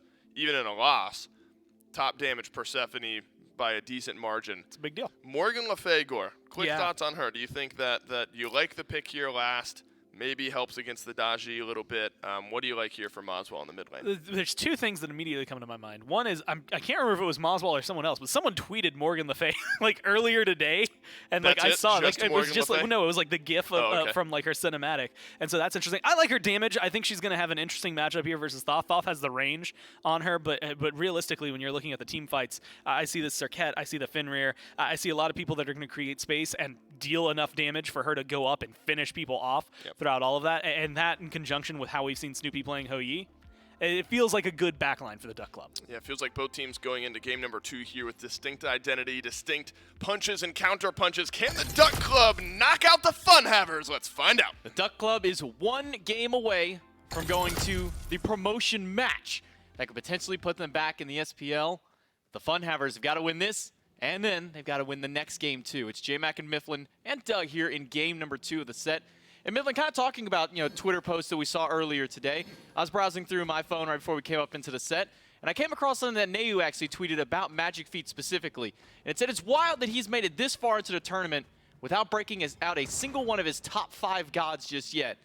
And now we see Nemesis in this last one, a god we haven't seen it from him, and now a Daji on elimination point. Who are his top 5? Is it Nemesis and Daji? That's what I can only assume here, considering he's been playing pretty much strictly clean throughout the majority of this tournament. All right, so maybe we get to see another layer of Magic Feet. This guy is so mystical, isn't he? I just can't wait to see what else he's got behind the wheel.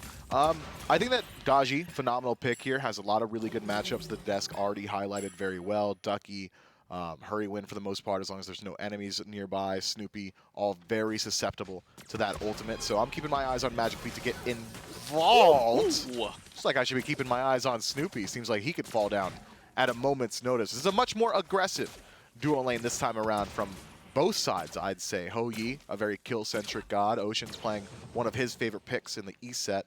And it does fit the style that the FUNHAVERS have generally been going towards, which is a lot of objective play. I think it was 15, 16 minutes into game 1 where we saw the first Gold Fury go down. With Circle Protection, you do it a little quicker. Oceans does have that silence level too, and this is something that he's been specifically doing compared to a lot of the other E set supports. As he does grab that Spirit Ball level 1, it's a great setup, big stun, but then he's been going for the silence, that Dispel Magic, instead of grabbing the traditional wave clear. And it's been allowing him to have a little bit more safety for him and his carry. They're going to need some safety here. Spirit Ball slams against 2. Ocean's on point here, but so is Snoopy with yet another big ricochet dive bomb.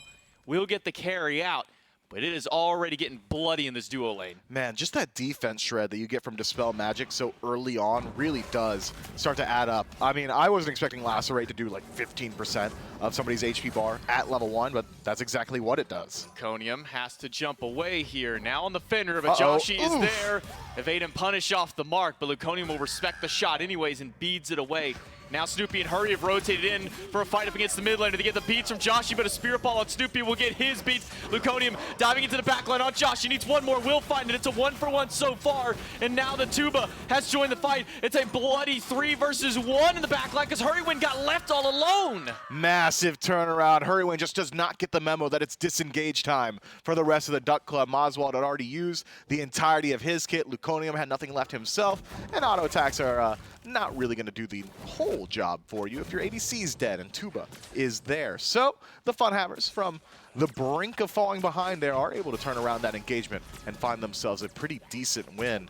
That is massive for the Order side team, especially considering the state of the map. Able to clear out that wave, push it into the tower, deny Duck Club a little bit of farm there, and then immediately fall back and clear out your own buffs. Yeah, we don't usually see fights like that until the obelisk is up and we're like 5.5, 6 minutes in the game, but already fights over here around those Oracle Harpies. As you said, Hurrywin's maybe not kind of catching the memo there that the rest of his team doesn't want to continue the fight. He dives in against 3, tries to turn around a kill, but doesn't end up getting one here. And Ocean's 2 assists to his name. Tuba got a kill during that last fight.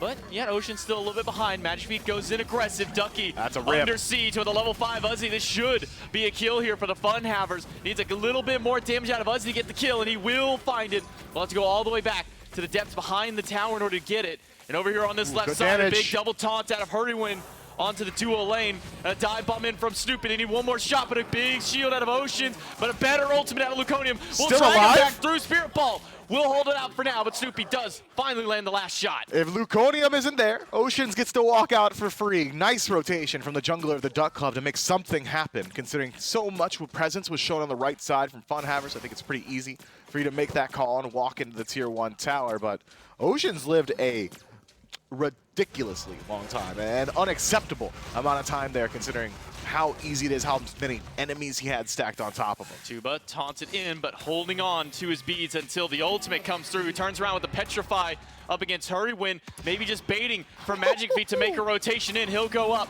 against Snoopy, but it's not a level 5 yet from this Dodgy. No ultimate to be had until just now. But by this point, Snoopy and Hurrywin are already gone. They are, man. I was concerned. All right, I saw the Ricochet come out, and I thought Tuba was gonna get like heat sunk. Like it was. I've just got so much trust in Snoopy to land those abilities, but we're talking about a very contentious early game. 4.5 minutes in, 5 total kills, but 0 separation. It's just experience on the board, making these two teams look a little bit different, and it's mainly in that support role. I'm surprised that Hurrywin was able to recover so much from that early death. He clears out the back camps, rotates in a lane, takes over to level 5 before Oceans does, and in doing so is creating a lot of threat. But the first POI going to be spawning up very shortly. Gold Fury 5 seconds away from coming to the map, and Oceans a couple of seconds away from ticking over to level 5 means that we could be looking at a very, very early objective. I'm talking circle protection plus final judgment from Joshi in mid. I'm not sure there's much the Duck Club can do besides trying to sway the FUNHAVERS from grouping up on it. And all that early burst damage that not only this Thoth has from that ultimate, but the early damage that Tuba can get from this Medusa, especially if he can go back and get his Crusher online, those Viper shots can really start slamming through, but they may not even wait for that opportunity. They could find Hurrywin. He's already used his dash, the silence. I'm not sure if that caught the leap out of Hurrywin already. He'll use the ultimate to go back in and use that as his means of disengaging, but what a massive trade that Magic Feet is able to get there. Hurrywin has gone for beads in the first slot, so doesn't have to worry too much about the Dodgy ultimate. And if you guys are wondering, everybody has actually gone for beads on the side of the Duck Club. So it'll be very difficult for the FUNHAVERS to find the opportunity to get some of these large CC cores, especially considering the only ones burning beads really are Oceans and Magic Feet at this portion of the game. Sure, Joshi could do it with the root, the evade and punish, but that's a high-risk play. Tuba might be able to with Petrify, or you could just, look the other direction. Well, Ocean's over here by the obelisk, does find a stun against Snoopy, but as soon as that Wingus comes through, he gets stopped out, beats quickly by the support, and Magic Feet has to turn tail and run as quickly as possible. A couple of offerings stolen, but a big fight picked up here. Circle protection out of Oceans to get everybody out. Final Judgment does clip a couple, but Hurrywin has to use his beads. Luconium no ult, and now Uzi has rotated into the fight with the help of his teleport. Moswell in danger, holding up to that ult for as long as he can, but it's not going to be long enough as Uzi picks up the kill. This is Uzi's MO, man. He loves making these early rotations to these team fights, even going to be able to pick up a couple more flowers from this totem. That's the Duck Club getting a little bit over-aggressive, a little overzealous coming in onto Oceans, who had still had that circle protection. Drops it on his feet, and Luconium says, oh man, wish I didn't use Ragnarok, and just has to walk away with his tail tucked. Moswell tries to rejoin his team, but in walking alone in the jungle, leaves himself exposed to a counter rotation from the FUNHAVERS. Luckily, though, for the Duck Club, it was an expensive engagement for the FUNHAVERS. No way they could step up to the Gold Fury. And you can see here at the top side of those left mid camps that Joshi's got a couple of wards, but we'll talk about those in a moment. Tuba has to use the beads to get away from the slow from Snoopy. Ricochet just a little bit shy there, so Snoopy won't connect it this time around. But now that Magic Feet is here, Snoopy should be as good as dead. A teleport in with the Trickster Spirit, a Spirit Ball from downtown, not enough, and the swipe's a little bit short. Magic Feet is committing his entire life to going under this tower, but will he be able to make it out? No, Snoopy does manage to get one tick of damage in to get credit for the kill. Man, stun just barely off the mark from Ocean. Snoopy lands the one auto attack that he needs to get credit for that kill as well. That is an overcommitment from Magic Feet. I wonder if the ultimate was up. I know it's up now, but maybe Magic Feet could have just used it for the damage and not had to have traded out his own life. Ocean's also could have walked into the tower and tanked it for a couple of seconds, but instead, it's a 1-for-1 trade for the Duck Club and the FUNHAVERS. But in saving Tuba's life and Snoopy using all of his relics as well as his ultimate, maybe we're seeing the FUNHAVERS come out slightly ahead. You see Joshy sitting 1-1-1 in the mid lane. Celestial Legion Helm finished up, and now working towards his flat pen. We've been seeing kind of a lot of the combo of, you pick up your physical defense and you pick up this Void Stone, but typically on these thoughts, it's usually been rushing kind of your flat pen earlier on. We'll see if that Celestial Legion Helm pays off in dividends for him, because he is going up, when you're looking at the 3v3 of what the mid fight would be, going up against 2 assassins and a Morgan Le Fay. Yeah, and one of those assassins is Luconium on Fenrir, right? You really don't have any tools to deal with Brutalize if you're Joshy. Evade and Punish, he's going to be able to chase you through that. There's really nothing you can do besides just tank out the duration of it. So that helmet should get some value from that at least. And I think that's partially the reason we see Luconium not really rotating too much towards mid. Instead, we've been seeing him towards this left side a little bit more often. Snoopy level 9 to Tuba's level 9, so that level difference is kind of evened itself out there on that side of the map. But Uzi, who was getting a short lead over Ducky with that kill earlier on, has still only been able to get it to about 1, even despite rotating over to that last team fight and picking up a kill of his own. He's got 2 to his name, and he was starting up towards Magic defense, but he actually stopped partway through. Instead, picked up a full Breastplate of Valor right after. Hey, if you can afford it, you might as well buy it. That CDR going to do a lot for him in some of these team fights. And because Ducky has gone for beads and Uzi's gone for teleport, generally I'd say it's kind of a weakness of Uzi that he likes to rotate so often. He really does like to get involved in all portions of the map. And generally that allows the enemies to just farm up, make sure that they're always staying afloat, make sure that they're putting some pressure onto this tower. But because Ducky has beads, he can't match that rotation at all. So Uzi clears out some waves, goes for the proxy, and then immediately teleports to the other side of the map to make his presence known. And I think that's working out very well for the FUNHAVERS. Tuba does not have many places to go. He'll use the Petrify against Snoopy, but he should be good as dead. Hurrywin will chase through. Snoopy needs some extra damage, but a silence in. Luconium will go on top of Tuba. Whoa, Circle protection close. only holds it for a little while, but Luconium has got to drop Oceans quickly because Magic Feet is on the way, and he'll take him down. Now with Joshy rotating in, everybody clench your cheeks for a moment because we're waiting for that final judgment to come through. But so far, Joshy hasn't charged up. Instead, he's charging forward. Evade and Punish is good. Now has it. Needs the shot, but he's just off the mark. Snoopy squeaks on by for now, but Magic Feet will find it. Hey, just the threat of that final judgment forces Snoopy to backstep, which keeps him in range of Magic Feet to follow up on that kill. Great rotation from the FUNHAVERS. Joshy getting involved very early on. No eyes on Maswal, who's just farming up on the opposite side of the map. But yet again, it cost them literally everything from the FUNHAVERS. Both ultimates, Joshy and Ocean's down. Tuba trades out his life. So again, no way for the FUNHAVERS to leverage these kills into an objective. 11 minutes in, no neutrals have gone down. And a lot of relics expended by the FUNHAVERS there, not just with those ultimates. Blink out of Magic Feet here, beads out of both members of the dual lane for FUNHAVERS.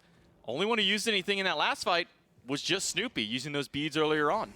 Yeah, so, well, Snoopy, no beads for 2 minutes means that it could very well happen to him all over again. No CC immunity available means that Magic Feet's got a pretty clear target to put his aggression on. 2-level lead for the Dodgy out of the jungle means that he can also hover around the left side of the map without having to worry too much about his own farm. Luconium struggling mightily to make his presence known equally to Magic Feet, who's got 7 out of 7 kill participation. I want to see him head on back over and try and put some pressure on a Snoopy. Once again, Oceans has gone for this Lona's Mask second item. It's something that really only he, out of all of the kind of mage and assassin supports, has kind of been rushing this item a little bit earlier. Typically, it has been kind of third, maybe even fourth item before we see it, but Oceans really does love picking this up second. Oswald, endangered. The chains isn't enough damage. Oh. No, Magic Feet ends up missing that third one, but Luconium might want to try and turn this one back around. Magic Feet does not have that teleport. Instead, will try and save his life, but without any beads to his name, that's an easy pickup for Luconium. Snoopy makes the rotation, connects the stun onto Joshy, but that should spell the end of it. Snoopy still no beads for an entire minute, and now ultimate down as well. Magic Feet probably does still want to rotate over towards that dual lane, but instead nearly kills Maswal in mid. Maswal holds on to every single one of his relics. Only has to use his ultimate there. And Magic Feet just does not connect that very last bit of damage that it would have taken to finish off that kill. FUNHAVERS, though, I think, still have got great threat on map. They still have great ability to start moving in towards this Gold Fury. Luconium has done a good job of closing up that gap now. The exact same level as Magic Feet, so we don't see that same freedom of the Dodgy to just kind of hold out, sit around, what do we call it, like Rongu style, just sitting in the jungle waiting for Snoopy to step up instead, and has to worry about his farm a little bit more so now. No, Rongu's not in the jungle. He's sitting literally in the center of the lane, basically, just waiting for them to walk up. But now we finally get to see some of that objective burn that the FUNHAVERS have out here. It's down to half health. Early circle of protection comes through. Final Judgment will deal a lot of damage, but it might be a little bit too early for it. But luckily, the FUNHAVERS do manage to take down the Fury. But can they get out without losing too many people? Oceans is the one in the most danger right now. With Joshi, Tuba, and now Uzi teleporting in, it could be a turnaround because Magic Feet is here in the mid lane, has 2 chains, one on Ducky, one on Luconia, but Ducky's got beads, and that'll be the turnaround kill onto Magic Feet. But now Ducky is the one out of position. He drops his ultimate, will walk around it, but he's stuck. He has nowhere left to go. The Tremors will hold him out for a while, but Luconium will trade it out and make it a 2-for-1 trade so far here for the Duck Club. Luconium low, and Oceans not having the damage to go through. They won't be able to connect the kill on the Fenrir. Man, Uzi goes massive in that team fight, but the wall from the Cabrakan actually does a lot to hurt Tuba. Just keeps him locked down inside of Snoopy's ultimate. Ducky trades out his beads and his life, making sure that the rest of his team is able to find value in the tail end of that team fight. But Gold Fury does go to the FUNHAVERS, as does the Tier 1 mid tower, and so does the Golden Experience lead in that same note.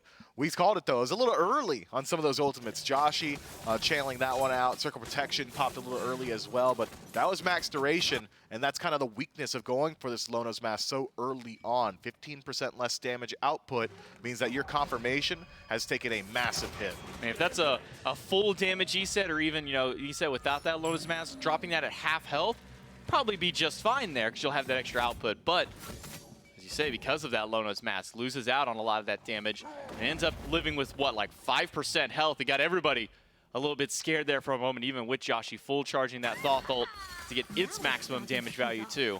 But for now, it is about 3K golden XP up for the FUNHAVERS. We'll maybe kind of shoring that gold a little bit here, only about 2,000 up now. But Pyromancer is available. Duck Club not really gonna hover around it just yet though. Ocean skips out on finishing up another item and instead immediately picks up the Phantom Shell. Doesn't want to see a repeat of what just happened in the last team fight. Doesn't want Tuba getting costed by Ducky. So I like this for him, and especially considering Hurricane just now ticking over to level 12, doesn't even have that second relic just yet. I thought we were looking at another FUNHAVERS, just wild Fire Giant pull, but they were just clearing the ward. It's the Pyromancer. Everybody relax. No shot. They go for fire. Instead, it'll be the little brother of the Fire Giant, the Pyromancer, going down here at 15, almost 16 minutes in. And might as well take an extra Scorpion, but Ducky, he takes offense to that. He's going to dive in, but a Circle of Protection will mean that he needs to get out. Magic Feet's up on the Pal out, but who is he going to pull in? The answer is Ducky and Moswell. They eat a ton of damage, but Luconia picks up Joshi, and Hurricane is doing everything he can in the back line. Ducky is going to go down. Magic Feet gets the credit, but Uzi also trades out his life. It's Snoopy coming up big for the kill, and the Duck Club is willing to continue this chase. Hurricane's low, Luconium incredibly low as well. Joshi doesn't have to really commit himself to this team fight. Instead, just hang on the peripheries and deal damage from a range. Uzi is getting a lot of value in these team fights, and having just now finished up that Bulwark of Hope, I think going to be able to get full value from his ultimate in the next one. This Cthulhu is a threat, and the Duck Club have not got an answer to it just yet. Lots of relics used by both teams, so this next team fight really can teeter on the edge. And it's going to favor the FUNHAVERS 3 versus 2. But it's a rotation in. Magic Feet blinks onto Snoopy, but a big taunt out of Hurricane, but maybe an even better silence right after. And Joshi cleans up the kill on the support. Hurricane losing out on his life, and Snoopy has no way of getting out now because Magic Feet is more than enough CDR to chase him down. A Trickster Spirit and auto after will deal the last bit of damage necessary to kill off the carry. And all of that for a purple buff invade. 17.5 minutes into this game. Just not necessary risk there that cost the duo lane both of their lives. Uzi in a little bit of trouble, but not too much. He's got double Fizz Prod up against this Fenrir. Ducky doesn't have a whole lot of damage to his name as of now, but it's not just the 2 kills, it's also a tier 2 tower. And again, all for a single purple buff. They lose out on the Pyromancer earlier on, that is Duck Club. They're able to trade out, get a 1-for-1 kill. Solo for solo in that case. Not the end of the world, basically an even trade out there. Then they go for such a greedy play. And FUNHAVERS never went back to base. Joshi was the only one who went back during that, and they just chased them across the map. Yeah, and the irony at the end of the day is that FUNHAVERS also invaded Duck Club's purple buff. Not only do they get the kills, where they get a purple buff anyway, and a tier 2 tower, massive swing for the Order side. Massive grouping from the Duck Club on the right. I think maybe trying to find somebody isolated. Luconium is aware of Magic Feet around this camp, does hear the 1,000 cuts, but gonna go ahead and reset to the rest of his team. Duck Club, they're set up for a gank. They got 4 people around this one rock, and Hurrywind off to the far side, or Luconium, I should say, off to that left-hand side. And now that Uzi knows that they're there, it'll be a quick little scurrying away here from the Duck Club.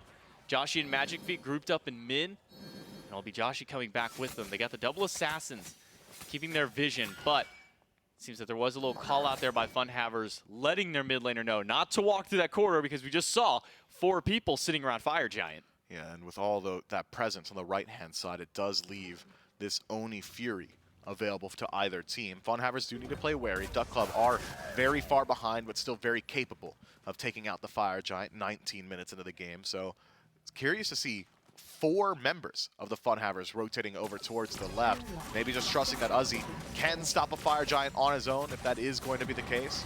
And well, that trust was well placed. The Duck Club nowhere to be seen, and the Fury will go to the FUNHAVERS, pushing this gold lead upwards of 6,000 20 minutes into this game. Experience starting to mean a little bit less and less as time goes on. We're approaching level 20 for a lot of these guys, so we're not too concerned about that if you're a Duck Club fan. What we should be concerned about is the map state. That Oni Fury going to control a lot of where the Duck Club can go. Magic Feet wants another kill up against Snoopy, and by goodness, he's going to go for it. Uses the Pow Lao, but the second chain is going to be enough to get the kill there.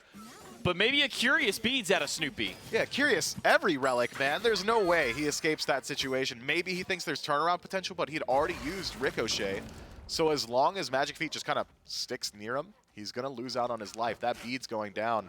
Can't beats damage, brother, and he just dies. 2 minutes left till that one comes back up. So even on respawn, Snoopy might just be contending with another Daji ultimate. The FUNHAVERS, I think, are in a great position now to just group up, go to the Fire Giant, and force a team fight. We'll talk about Curious Relics. I want to talk about maybe a curious build here out of Luconium. Berserkers, Shoguns, and Toxic Blade, a very auto-attack heavy build.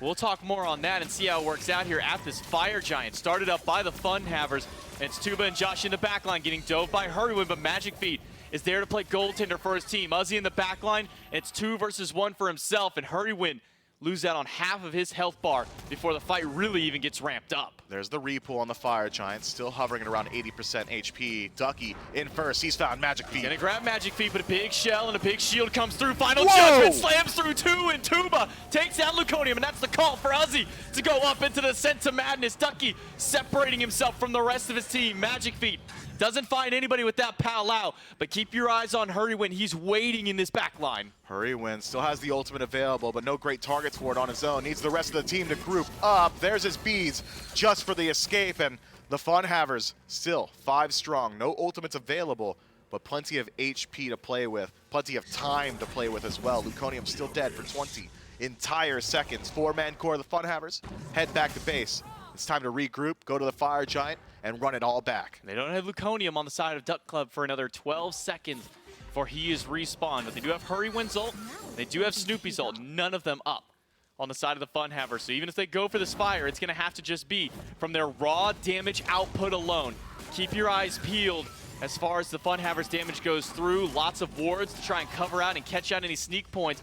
But Hurrywind just walks right by all of them. A silence will catch out his bubble. Finds a taunt in the backline. Massive. Ducky finds another big ultimate. Tuba Notions are in danger, but so is anybody who comes by. Joshi finds 3 with the final judgment, but it's Tuba, the first one to go down in the fight. Circle of protection forces Hurrywind to go away, but Uzi has nowhere left to go. The FUNHAVERS just had to wait for legitimately 5 more seconds to get their ultimates back up, but they could not do so, did not have the patience, and instead pull out that Fire Giant. And Fire Giant, by the way, gets MVP for that team fight for Duck Club. Ducky walks up, finds the wall, perfectly on 2 targets, right on the firewall of the Fire Giant, right on 2 lava pits in the Fire Giant, the DPS of the NPC, making sure that the Duck Club can finish off some of their kills.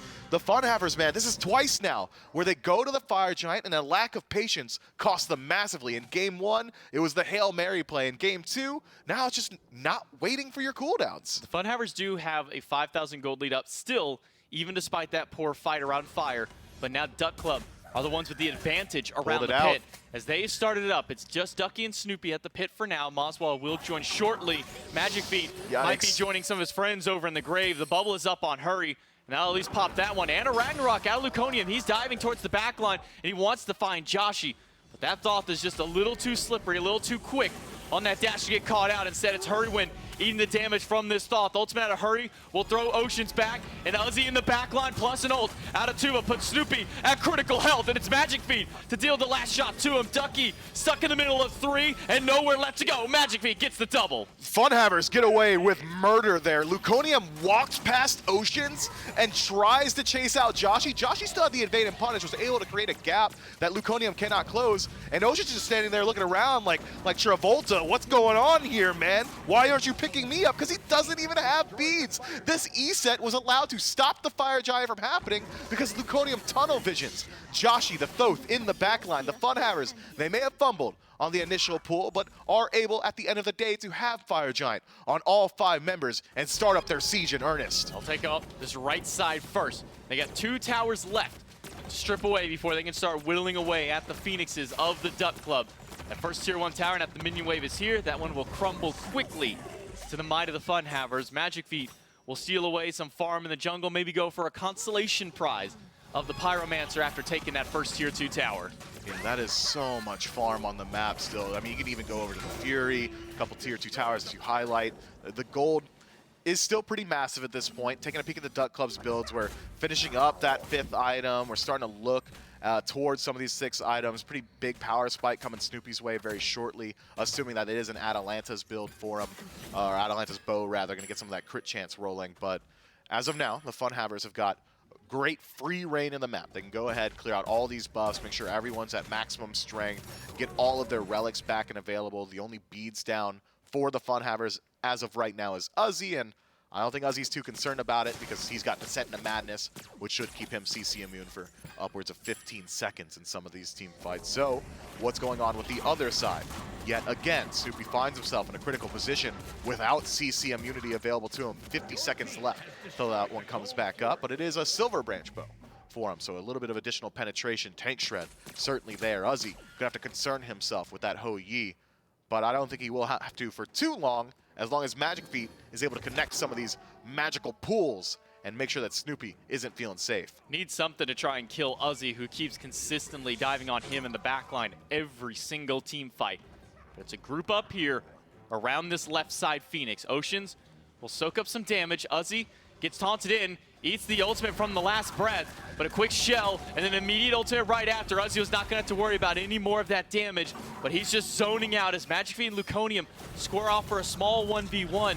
But Uzi's doing just fine, but losing that Descent to Madness is critical for the FUNHAVERS. And now you've lost out on that critical lack of beads from Snoopy. 2 seconds left, and that one's coming back up. Magic Feet, distracted by Luconium, is able to drop him low. Luconium not allowed to participate in this fight, but I think Luconium just distracting Magic Feet is enough value from this Fenrir. Uzi, no ultimate, gonna struggle in the front line, and this Phoenix remains untouched. He also does take the Magi's away from Magic Feet. Joshi charging up that final judgment in a circle of protection, making sure they can hold out under this Phoenix. But now Hurrywin is here, massive double taunt, and Ducky will hold them through. Ultimate out of Tuba, won't get a whole lot of value in the damage. Magic Feet will get the kill on Luconium from the bleed immediately afterward. And Snoopy and Mods will have the beat. Joshi goes aggressive in the backline. He finds Snoopy, and Ducky is the lone tank with Hurrywin to try and stand up on a full defense, but Ducky doesn't have any health lap because Tuba dashes it aggressively. And Duck Club, after a strong game 1, may be falling here in game number 2 unless Hurrywin and Boswell can hold out at the Titan defense. Hurrywin at half health doing everything that he can,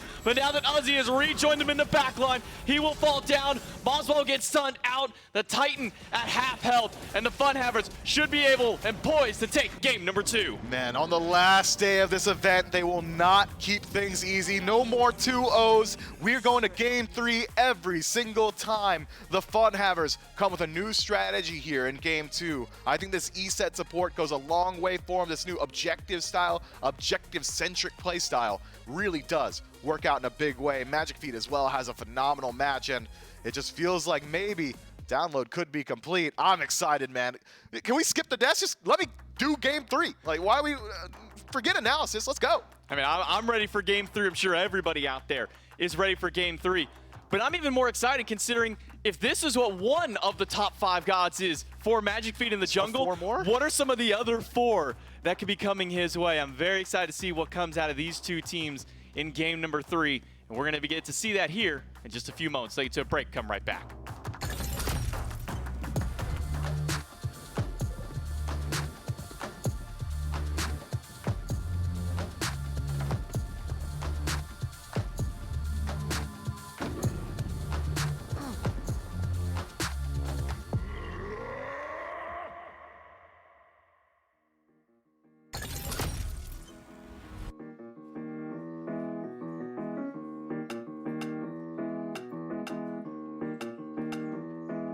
Money world.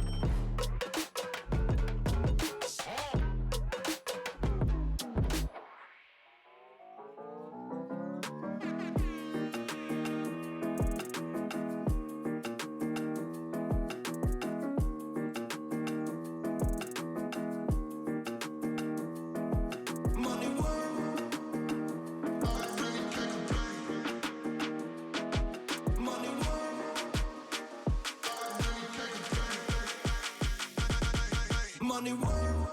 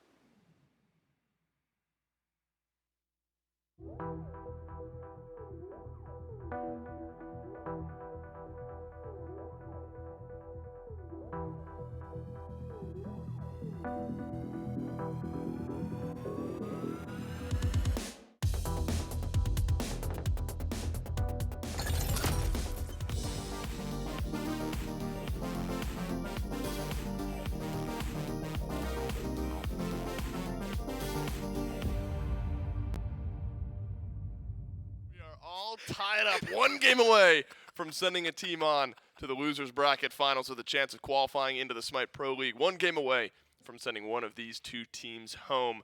The FUNHAVERS have been playing a great brand of Smite all week. We wondered where that would be. Game 1 wasn't here. Game 2, it was here. The team fighting for FUNHAVERS down the stretch just felt overwhelming to the Duck Club. And Gore, we talked in Picks and Bans about how some of these unique individual picks, the Thoth notably gets picked super early. Would it be under that much threat? Joshua was still able to put out a pretty good game. Joshy had a Breaking Bad "I am the danger" moment, right? Like Right. there's a breaking point in that game where like all threat that could have been thrown his way, he decided it was no more and wanted to get aggressive. I mean, it's just absolutely insane. Again, he's free firing. This shouldn't be allowed to happen. Yeah.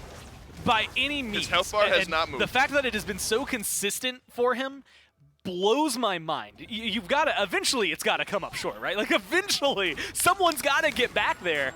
Unfortunately, it was not that day. He does too much damage, and he had such good bodies next to him. When Uzi was in the fight, he did good peel Oceans as well, but you also have to give Magic Feet a huge amount of credit for what he was able to accomplish on this Daji. I think the two of those two in tandem, that 2v2 in mid between him and Joshy, really just absolutely overloaded the Duck Club, got to the backline too consistently, or was able to fire artillery, again, for free, for whatever reason, consistently into the backline, that it never felt like the true pressure that the Duck Club could apply got to where it needed to because they were too worried about what was right in front of them. This E-set ends up actually working brilliantly. I was a little worried about it because I thought, maybe it was going to be too squishy, too easy to kill to be able to protect the backline. But they had enough silences, enough stuns, enough setup to make sure that it didn't happen. Despite that, Gore, and this is Sharks, the head coach of the Winter Dogs, who is awaiting the winner of this matchup, says, Hurrywin just walked past us in the lobby and said, "See you soon."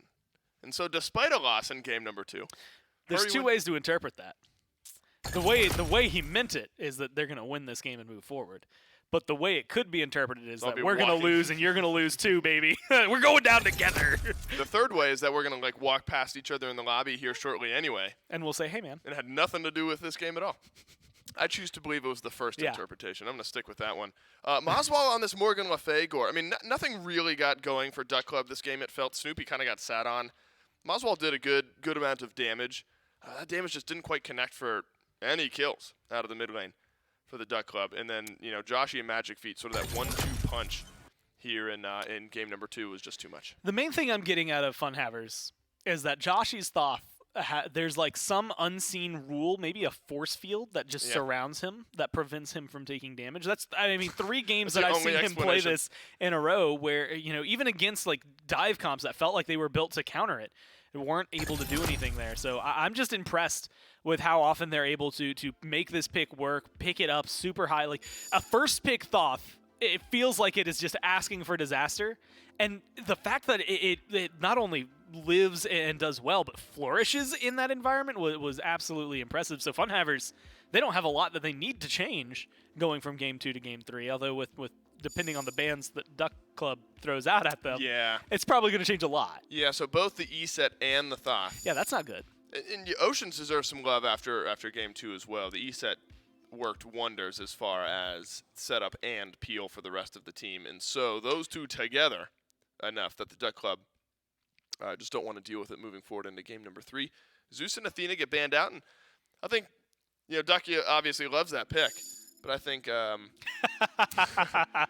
don't want to play against anything that Joshy can throw at us. So it has been a lot of Thoth, has been a lot of Persephone, so it's going to be something, I won't say completely new. Joshy's played a lot this weekend, but those 2 picks have been the powerhouses for the mid lane. I think they've put themselves in a fun position. Okay. If that's not a Persephone ban right there, I think FUNHAVERS would have banned Hell and then tried to get Persephone for themselves in the top 2. Yeah. But because it's Persephone, I think it's opened up a different conversation. They don't have to worry about Maswal playing Hell and trying to counter things out, so they can instead look towards other gods and try to control a little bit more meta. You had mentioned it, though, like Persephone has been the most played, Thoth second most played. We've seen, and this, Joshua had played a Chiron, he's played a Merlin, he's played a Zeus. So only 2 of those actually being available. So it's probably going to be something fresh. Yep. Maybe not necessarily to his career, but at least to this event. And it means that it should be an interesting pickup for them, especially as to where they prioritize it. Because this Bastet's on the other side. but we saw the Warriors playing this out of solo more than out of jungle. We've seen most other teams playing it out of jungle. And so you know that's someone you're going to have to contend with. I wouldn't be surprised if it gets bumped down in priority, especially compared to like solo, maybe even support right here. Is Serket still available? You could try to steal that away from Hurry. It's been draft strategy for some of the teams in this event, saving that mid lane pick for last, counter picking with your mid laner, notably Winter Dogs, who will be playing one of these two teams, like to leave their pick for Benny Q towards the end of the draft. You dare challenge So it has divine trickled up rule. once or twice. We've seen Benny Q in that second or third pick slot over the last couple of games. Horus had seen some ban presence already in this set. Not in game 3, though. That means Oceans will grab the Horus, and Medusa goes over to Tuba. And early pressure being the name of the game, Gore, in the duo lane, Horus has skyrocketed up the priority chart. Horus will take a lot of damage to get his out, but with a Medusa beside you, you've got a knock up, you've got a stun that strips protections, and a lot of easy ways to deal out that damage. And specifically the way Oceans was playing it the other day, it did so much for them in the first few levels, despite not having his heal available to him immediately, that it was able to open those conversations and really dictate the pace of the duo lane, and then eventually dictate literally everything else. I mean, I mentioned it because we used to see, over the last couple of years that Horus has been available for play, every now and then you'd see a big ult, but it was more just like, hey, we kind of all want to move at once, either for a base race, we're going to go dive in, we're looking to get into the back line and catch them off guard, we're standing by a tier 2 tower and we want to go to the Gold Fury, let's just go kind of deal. Oceans was using it left and right. He crossed the mid lane at one point just using the ult just to get to the other side, things like that are very fun to watch. And so if we get a performance similar to the one that I'm thinking of from the other day, then I think we're in for a treat. Obviously, Snoopy is tired of just being jumped on, and so Charybdis is the answer here for him in game number 3. Khepri on the other side adds some sustainability to this composition for the Duck Club. Haven't gotten a second Gore to talk about the Bastet just yet. Whether that's Luconium or Ducky, I suppose remains to be seen, but I think, if I'm remembering correctly, Luconium put together a real nice Bastet game the last time we saw Duck Club play, so I'd imagine jungle. And so the start to a good composition for Duck Club. And I actually really like this. If I'm looking at Horus and Medusa probably playing aggressive, Khepri is someone that can root you, pull, and peel you off the carry, so immediately he's going to at least stop some of that aggression.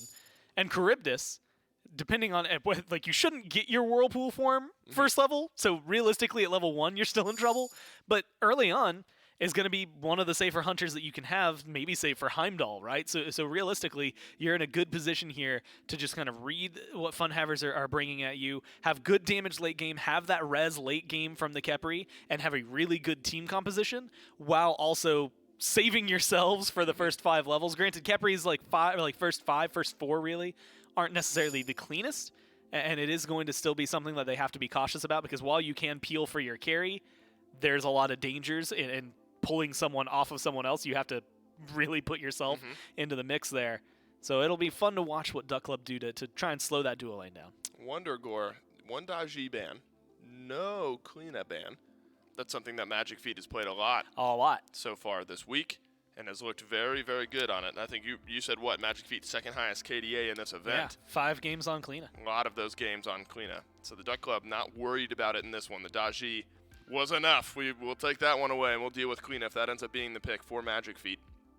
Scylla, the pick out of the mid lane for Joshi. So that'll be the first time this week we see Joshi on this pick. Feels like Gore Scylla is the epitome of, I guess, literally a hit or miss, right? I mean, the I'm a Monsters, you can go through an entire team fight, an entire game sometimes where that's just not connecting. But once a player gets into a rhythm, which Joshi appears to be into a rhythm, Scylla becomes so much more scary. Kali, for the second time this event and the second time this set, but first time for Magic Feet. Something in the water here. We're thinking Kali today. And I honestly like it with this draft, right? I think that if you have a good comp around you that can set a Kali up really early on, I'm jumping back to like Scarabs towards the end of last year. Like we would talk all about how Kali was this late game carry, and then Scream would have like 5 kills by 10 minutes because he just didn't really like that part of the game. He wanted to get to the late game as much as possible, and it's that team around you I think that helps set that up. Horus, Scylla, there's enough damage, enough setup there that you should be able to take on these skirmishes early on. Bastet's still going to be able to at least out DPS you, I think, early on until you get a couple of items online. But realistically, you should be able to get into the fights, should be able to find these kills. And once we hit level 5, which we haven't seen a lot of fights prior to that anyway, we're really going to see, I think, this Kali start to take off. Yeah. Gora, how does the solo lane, I suppose matchup, sure, but we haven't seen much as far as fighting, even really ganking here this week. As far as relative impact expected between Ducky on this chalk, Uzi over on the Odin, where do you put your faith going into Game 3? That is loaded, and yet... Do you like both? I feel, well, yes and no. I think for the way Uzi plays, this Odin fits really well, and I think that, you know, you're not looking at someone who needs to really add much more than setup to the table. You've got a Kali, you've got a Scylla, you've got a Medusa. Your job is simply, I'm going to run in, I'm going to cage, I'm going to stun, I'm going to make sure that you can get your damage out in a very easy way.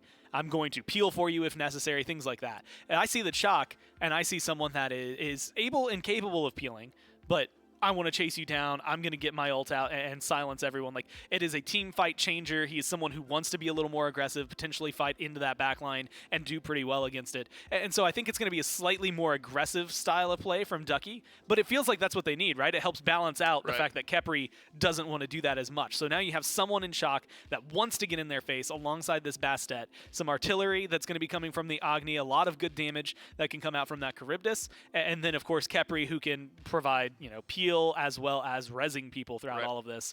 And I think that's going to be the biggest problem to deal with, is knowing that FUNHAVERS have to kill at least one person most of these team fights twice, or at least 1.5 times to make themselves feel confident. Kali's good at that. Late game Scylla's going to be good at that, although her cooldowns dictate that more than anything. Medusa's going to be good at that.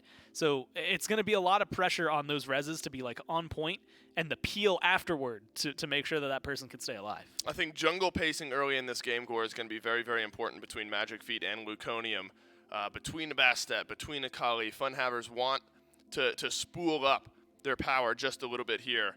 Are your eyes on Luconium for Duck Club early in this game to really start making waves? Yeah, I think between him and the Agni, they should be able to get things going early on. I think it's dual lane pressure for FUNHAVERS, but I think the mid 2v2 should be Duck Club's. Gormizer, it is Game 3 between the Duck Club and the FUNHAVERS. One team will move on, one team goes home. And which team is that going to be? We'll find out at the end of this game. Elimination on the line for the Duck Club and the FUNHAVERS. In Game 3 of this set, it's J Mac Tucker, it's Mifflin, and it's Doug. One more time as we see who is going to move on to face the Winter Dogs in our final best of 5 to try and get that last spot in the SPL. And over here into the solo lane, specifically, kind of want to talk about this, you know, this Chalk and this Odin matchup. This really feels like it kind of just fits Uzi's playstyle and a perfect god to really abuse this new teleport meta. Wait, are you saying that Uzi feels good playing Odin? Yes. Yeah, I think so too. Yeah. It's like one of his 3 favorite gods: Odin, Artio, Cthulhu, and then occasionally Amaterasu if it's not banned out. You know, you're right to bring up this matchup in that I think this is the only opportunity we're going to get a chance to talk about it, because between Shock and Odin, there's not going to be a whole lot happening over there unless a jungler gets involved. But I want to talk about the entirety of the FUNHAVERS composition, like holistically in a team fight. Quadruple physical doesn't necessarily feel great, but there are tools that you can kind of like deal with it with, namely defense shred. They don't really have a whole lot of that, but they do have a Kali who is one of the best kin size users in the game, which kind of like mitigates the fact that you're a quad physical, because you're just kind of getting that yellow damage style of play up against some very tanky targets, Hurrywind, Ducky specifically. But I am concerned about the FUNHAVERS' ability to transition into a late-game team fight from an even state, which means you're expecting the Chaos team to get involved very early on. But with a Scylla being so late-game slanted, as well as a Kali, how do you do it? Oceans goes in with the blink and the updraft after. But Snoopy's got Whirlpool now that he's level 2. A stun up against Hurrywind, a dash in by Tuba. A lot of commit there from the FUNHAVERS. but not willing to commit all the way to try and get that kill. Hurrywin squeaks by, but Luconium and maybe even Moswall are starting to make a rotation over. The level 3 jungler is here, and Oceans and Tuba may have been caught completely off guard. Tuba has the Lacerate to get out, and Oceans is just so tanky. He really is, man. Horus at this point in the game, very difficult to shut down. Worth noting that Hurrywin not under a whole lot of threat despite having his HP fall low because Shell was still available. Magic Feet, though, might have an opportunity here. Does lock eyes with Luconium for just a moment, but instead, we're worried about the farm. Make sure and grab these mid camps, maybe. Holding on to them, they will both go the way of the FUNHAVERS. Magic Feet does eat some damage from the lash there out of Luconium on the Bastet, a god that we have been seeing back and forth multiple times. Another god that's been knocked up in the air again is Snoopy. He'll have to expend the beads quickly, but now one of his primary defenses down. Tuba eats the damage right after from this Hunter. And back and forth in the dual lane once again. But once more, Luconium is here on this left-hand side.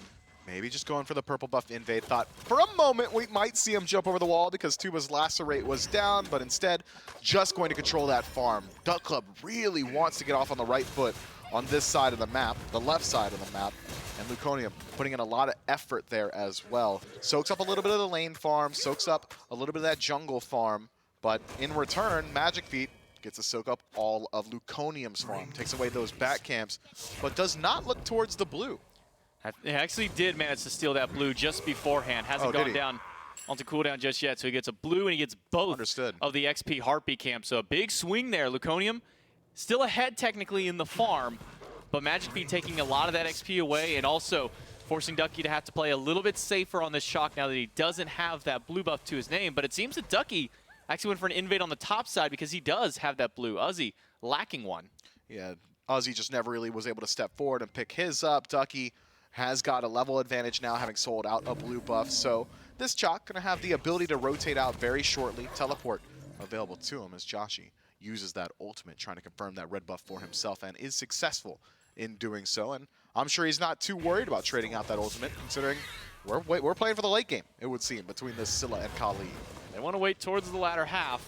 Snoopy and Hurrywin, after a lot of back and forth fights here into this dual lane, it's still them who are able to push up to the tier 1 tower of Tuba and Oceans.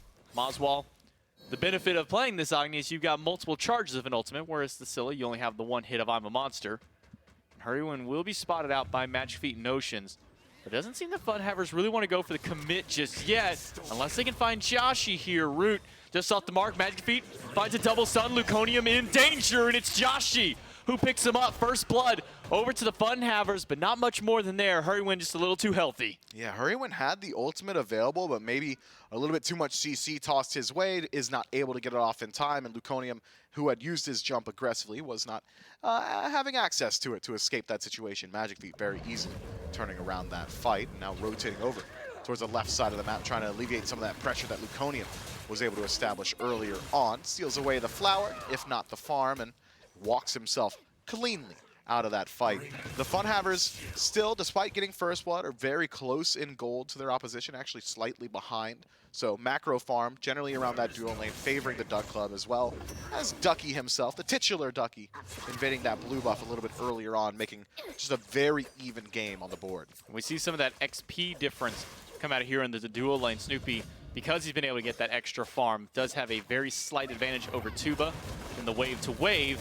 Maybe in the fight to fight, he'll go in with that Whirlpool form, but will he continue to fight after Viper shots plus the ultimate? But now Tuba has expended all of his mana. This should be a turnaround kill, stun on the Hunter, and an easy kill, and an easy turnaround for Snoopy. Man, Tuba just gets baited out there. Snoopy uses all of his resources aggressively, but is it a return bait from the other side? It is not. Scarab's Blessing's good, but Joshi's better. Joshi finds the I'm a Monster right after the revive, and that's always that downside when having that Khepri, is the res will always come right back to you, and Joshi sets up perfectly with the perfect timing and placement. Man, this Joshi guy is just having himself a phenomenal week, man. He is a menace on the map and is getting present everywhere. I mean, he's getting involved in the duo, he's getting involved in the solo, whereas Moswall generally has just been farming up in mid. Well, Oceans and Magic Feet want to try and steal some of these offerings away. They'll at least be able to grab one for their troubles. With Moswall rotating over, this could be a big turnaround, maybe even a kill onto Oceans. But Hurrywin has to use all of his abilities just to close the gap. Oceans does have his dash to get away. That fracture coming just off a cooldown. But look at Tuba stepping up a little bit far in the lane, maybe spotted out there, the pings, but instead it should be able to fizzle his way. Just walks on out, and let's see what Joshy's able to do. Joshy recognizing that ultimate was already coming through. He didn't even care. He threw out the crush. He said, all right, we'll just wait for what comes after. And Magic Feet's going to need a little bit of help too. Moswell rooted in place by the Sikkim, and Joshy makes sure to keep Magic Feet alive. But for how long will this Kali be able to live? For how long and how far will he go? He'll blink through, but Ducky under the tier 1 tower manages to pick up Joshy. Moswell low, and Tuba grabs him with just 1 auto after. Now Ducky's stuck inside the cage, and it's Uzi to take him out. Petrify, no good from Tuba. We'll see if Luconium can return the damage. Stun. Nice stun from Snoopy. Jump in by Luconium, won't find a whole lot of damage. It's a bird bomb in by Uzi, and now Snoopy is the one in danger. Has to use that whirlpool to get himself out. And the Duck Club managed to grab at least Joshy out of that, but they end up losing quite a bit. They do. The Duck Club trading out their mid laner and their soul laner. Once Ducky was locked into that cage, was not allowed to leave, and Luconium is allowed to leave, but in a body bag. Uzi sends him back to base and into the Shadow Realm. Just sticking around a little bit too long. That damage output of the Odin, the CC lockdown of this Horus is nothing to be scoffed at. Worth noting that Luconium does use his ultimate earlier on in that fight, trying to finish off the kill on a Magic Feet, does not connect it on the right-hand side, and then chasing out that kill and not connecting the ultimate, essentially removes himself from the team fight, giving the FUNHAVERS just that much more advantage on the left-hand side of the map. And finally, FUNHAVERS can bring the lead back to themselves, 500 gold and XP that they are now up after that little skirmish in the mid lane. Tuba will have to play a little bit safer. Luconium doesn't get the option to play safer because he's at his back harpy camp to this point, but FUNHAVERS had a ward back there ready and waiting to kill this jungler. They're able to get another pick on Luconium. That is just unfortunate for the Duck Club's jungler, man. Uzi, once he makes that first rotation out of lane, will do all that he can to stay out of that lane. He loves playing for the team fight, and in getting a couple of kills now has been able to close up that gap up against Ducky. Worth noting that he's gone for the Blackthorn early, though. That's interesting. Tuba doesn't get his lacerate canceled out. The Maw comes through, but it's a turnaround Petrify by Tuba. Yikes. And Hurrywin uses the ultimate a little bit early, maybe expecting more out of that fight. But here comes where the rest of the fight is. 3-man diving in. Snoopy is gone. I'm a monster slams down, and Hurrywin gets bled out by the damage from Magic Feet. And there will be 2 more kills on the side of the FUNHAVERS. The FUNHAVERS have just outnumbered the Duck Club everywhere on the map. If the Duck Club start a fight, they need to be aware of the fact that there is so much global presence from the Chaos team. Luconium drop low here, but Moswell makes a massive play, returns the kill into Joshy. Magic Feet gets to hold on to his ultimate, but that's all he holds on to. Has to head back to base, and nothing more gained for the FUNHAVERS. A nice little call out there, probably by Luconium, saying that, hey, he just beads my cat for nothing else there. And so Moswell able to walk up and get a clean bomb stun on 2 people inside that jungle, and then cleans up the kill to shut down Joshy one more time. Both solo laners, though, level 11. And one thing I was kind of originally going to try and point out here was that we're seeing a Blackthorn hammer out of Uzi, an item that we haven't seen, I think, at all this weekend. Yeah, generally when a hammer gets picked up, it's of the rune-forged variety, but I think Blackthorn is still decent. It's a massive infusion of HP, one of the largest, if not the largest, in the game at 400. You still get some CDR as well, so decent, but not as much damage as you might expect from that first item slot. Runeforge giving you, I think, like 15 more power total overall, but I can't argue with it. It's been working for him. He's been leveraging it to spam out those Ring of Spears pretty consistently in these team fights. Power to him. Ocean's just going to wait out this Whirlpool to see if he can grab Snoopy. He will with the Fracture. Hits him with the updraft right after, but Tuba off the mark with the ultimate. He'll get drugged back in by Hurrywin and forced to dash away. Oceans will also have to use his dash to get back to safety. A lot of fighting, but at the end, it's just the blink that Oceans loses out on and the ultimate from Tuba. Yeah, missing all of that Petrify really is massive there, turning around the fight. Ultimate no good from Luconium. Similarly, stun does not connect from Moswell, so Joshy trades his leap for Luconium's ultimate. I think that's a trade that he's pretty happy with, and so far, Luconium has really only been playing around that duo lane, maybe rotating occasionally in towards mid. He didn't have to use much for it. Instead, it's Snoopy who eats some damage from that acid spray coming out of Tuba. And that'll push him all the way back to well behind the Tier 1 tower. Thought maybe Magic Feet was ready to get involved, but he'll just throw a ward up high over by the purple buff. Joshi rotating in with him to maybe set up in case this mid laner Moswall makes a far rotation to that left side. Oracle's going to be spawning up shortly. Vision currently controlled by the FUNHAVERS around the Gold Fury proper. And decent burn potential between this Medusa and Kali means that the Chaos team, with a slight experience advantage, I believe, in certain portions of the map, it's a relatively dead-even game, could move in towards this Gold Fury shortly, especially considering how we've seen Uzi very willing to rotate across the map, but 30 seconds left on his teleport, whereas Ducky has got his available right now. Might spell a situation where it's the Duck Club getting involved first. Uzi and Ducky pretty even in their XP. Moswall with a slight 1-level lead up over Joshi. And then Tuba with about a level and a half. He's amassed over Snoopy himself. Rotation from Magic Feet to Ducky. He's going to have to use that ultimate quickly. Great Magic jump. Feet will jump right over it. The hammer is thrown down, but it's just to slow them out. And Ducky is running as fast as he can. He's getting a lot of health back.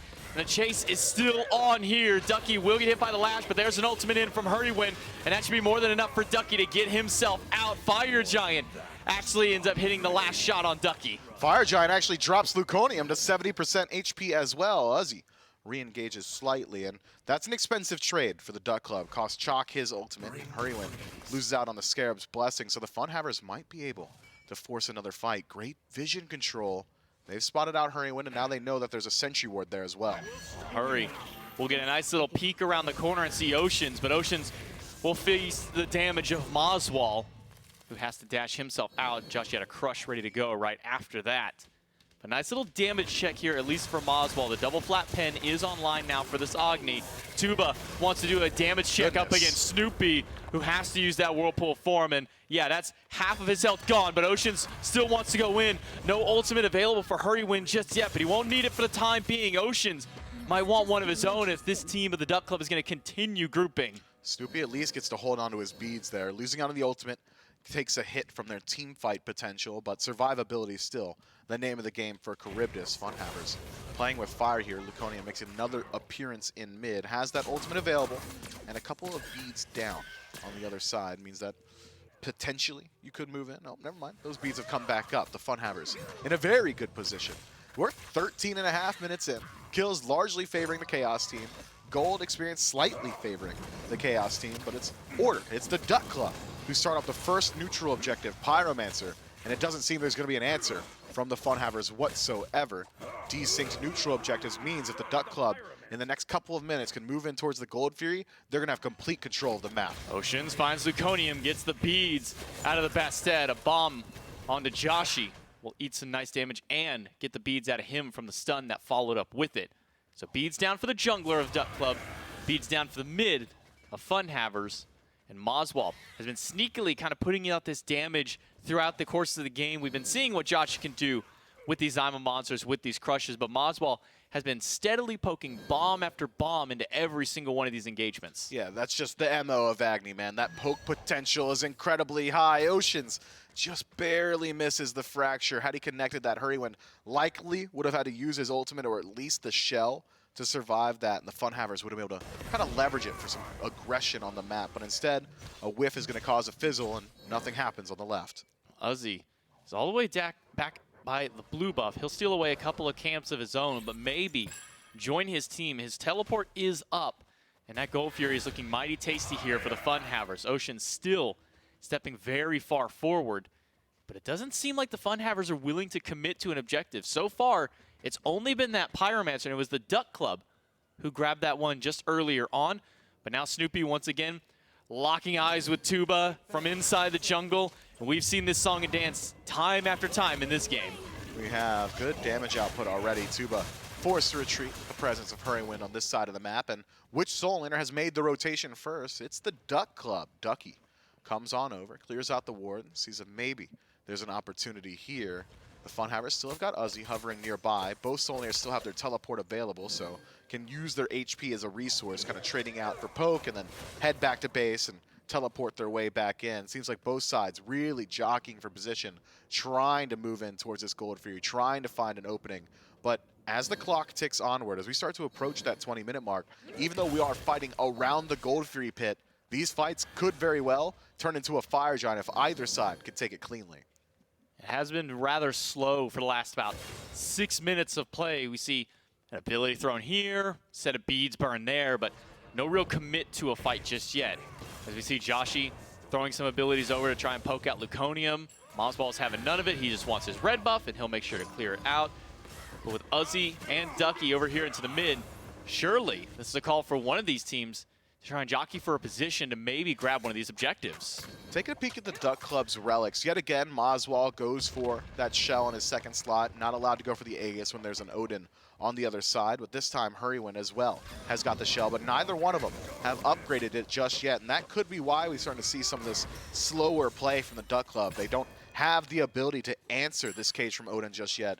Keep your eyes on those relics. I think once we see him upgraded into a Phantom Shell, that's going to give the Duck Club just a little bit more confidence approaching these neutral objectives. Keeping my eyes on one relic right now. Ducky used his blink to try and find Magic Feet a moment ago, and that's on cooldown for 2 more minutes, so Ducky won't have that ability to easily jump into the backline or have a potential quick escape. So maybe for those 2 minutes, Duck Club will continue to hold out and maybe hope that the FUNHAVERS don't try and go for one of these objectives. But Oceans has not left this little section of the map. He has been here for about the last 3-4 minutes of the game. Hey man, if it ain't broke, don't fix it. And the Gold Fury ain't broke, might as well keep Oceans there for the time being. You can see it reflected though in his levels. He was about a half level, maybe a level up on Hurrywin throughout the early portions of this game. Hurry been spending that time farming up. But finally, the FUNHAVERS start up that Gold Fury. But similarly, Mozwall's finished up that Phantom Shell. He's getting his blue buff right now. Teleports are up for both of these solo laners. Oceans goes in, but he gets stopped the instant that he dashes up. Hurrywin squeaks himself by with the help of Luconium and the cat to make sure that he has a way to get out. Sentry Ward spotted out there by Snoopy. He'll break that one before the Chalk can get in, and maybe he can even get the second one here. It's a nice little triple auto chain at the end there by Snoopy. Nice little heads-up play to grab that one out. Hey, Uzi just gave away 2 of their Sentry Wards for free, man. And he doesn't even get the teleport That's 100 gold, man. Yeah, the Duck Club, they come off pretty well there. And, well, Uzi's still on the right-hand side of the map. If he wants to get involved on the left, it seems like he's going to have to teleport to one of these towers instead. Going to walk on his feet. He's got time to play with. The Duck Club aren't threatening the Gold Fury. Instead, they're threatening mid. Magic Feet does advance sidestep 1, but Tuba is in a 1v1 against Ducky, and he is heavily losing this trade out. Tuba has his Aussie proc. He's going to turn around, but it's the fight in mid. That's the big one that matters, and Uzi is losing it because Mozwall turns it around. Josh grabs one, but a big maw catches Oceans. Luconium dives in. Joshi is there, but he misses the damage. Manages to root out Snoopy, and Uzi gets a stun up against Ducky, but that's 3 down for only Hurrywin. Snoopy's still walking forward. Ducky, it's a blink forward. He wants to continue the onslaught. Takes out Joshi in the tier 2 tower with the blood of Tuba still on his axe.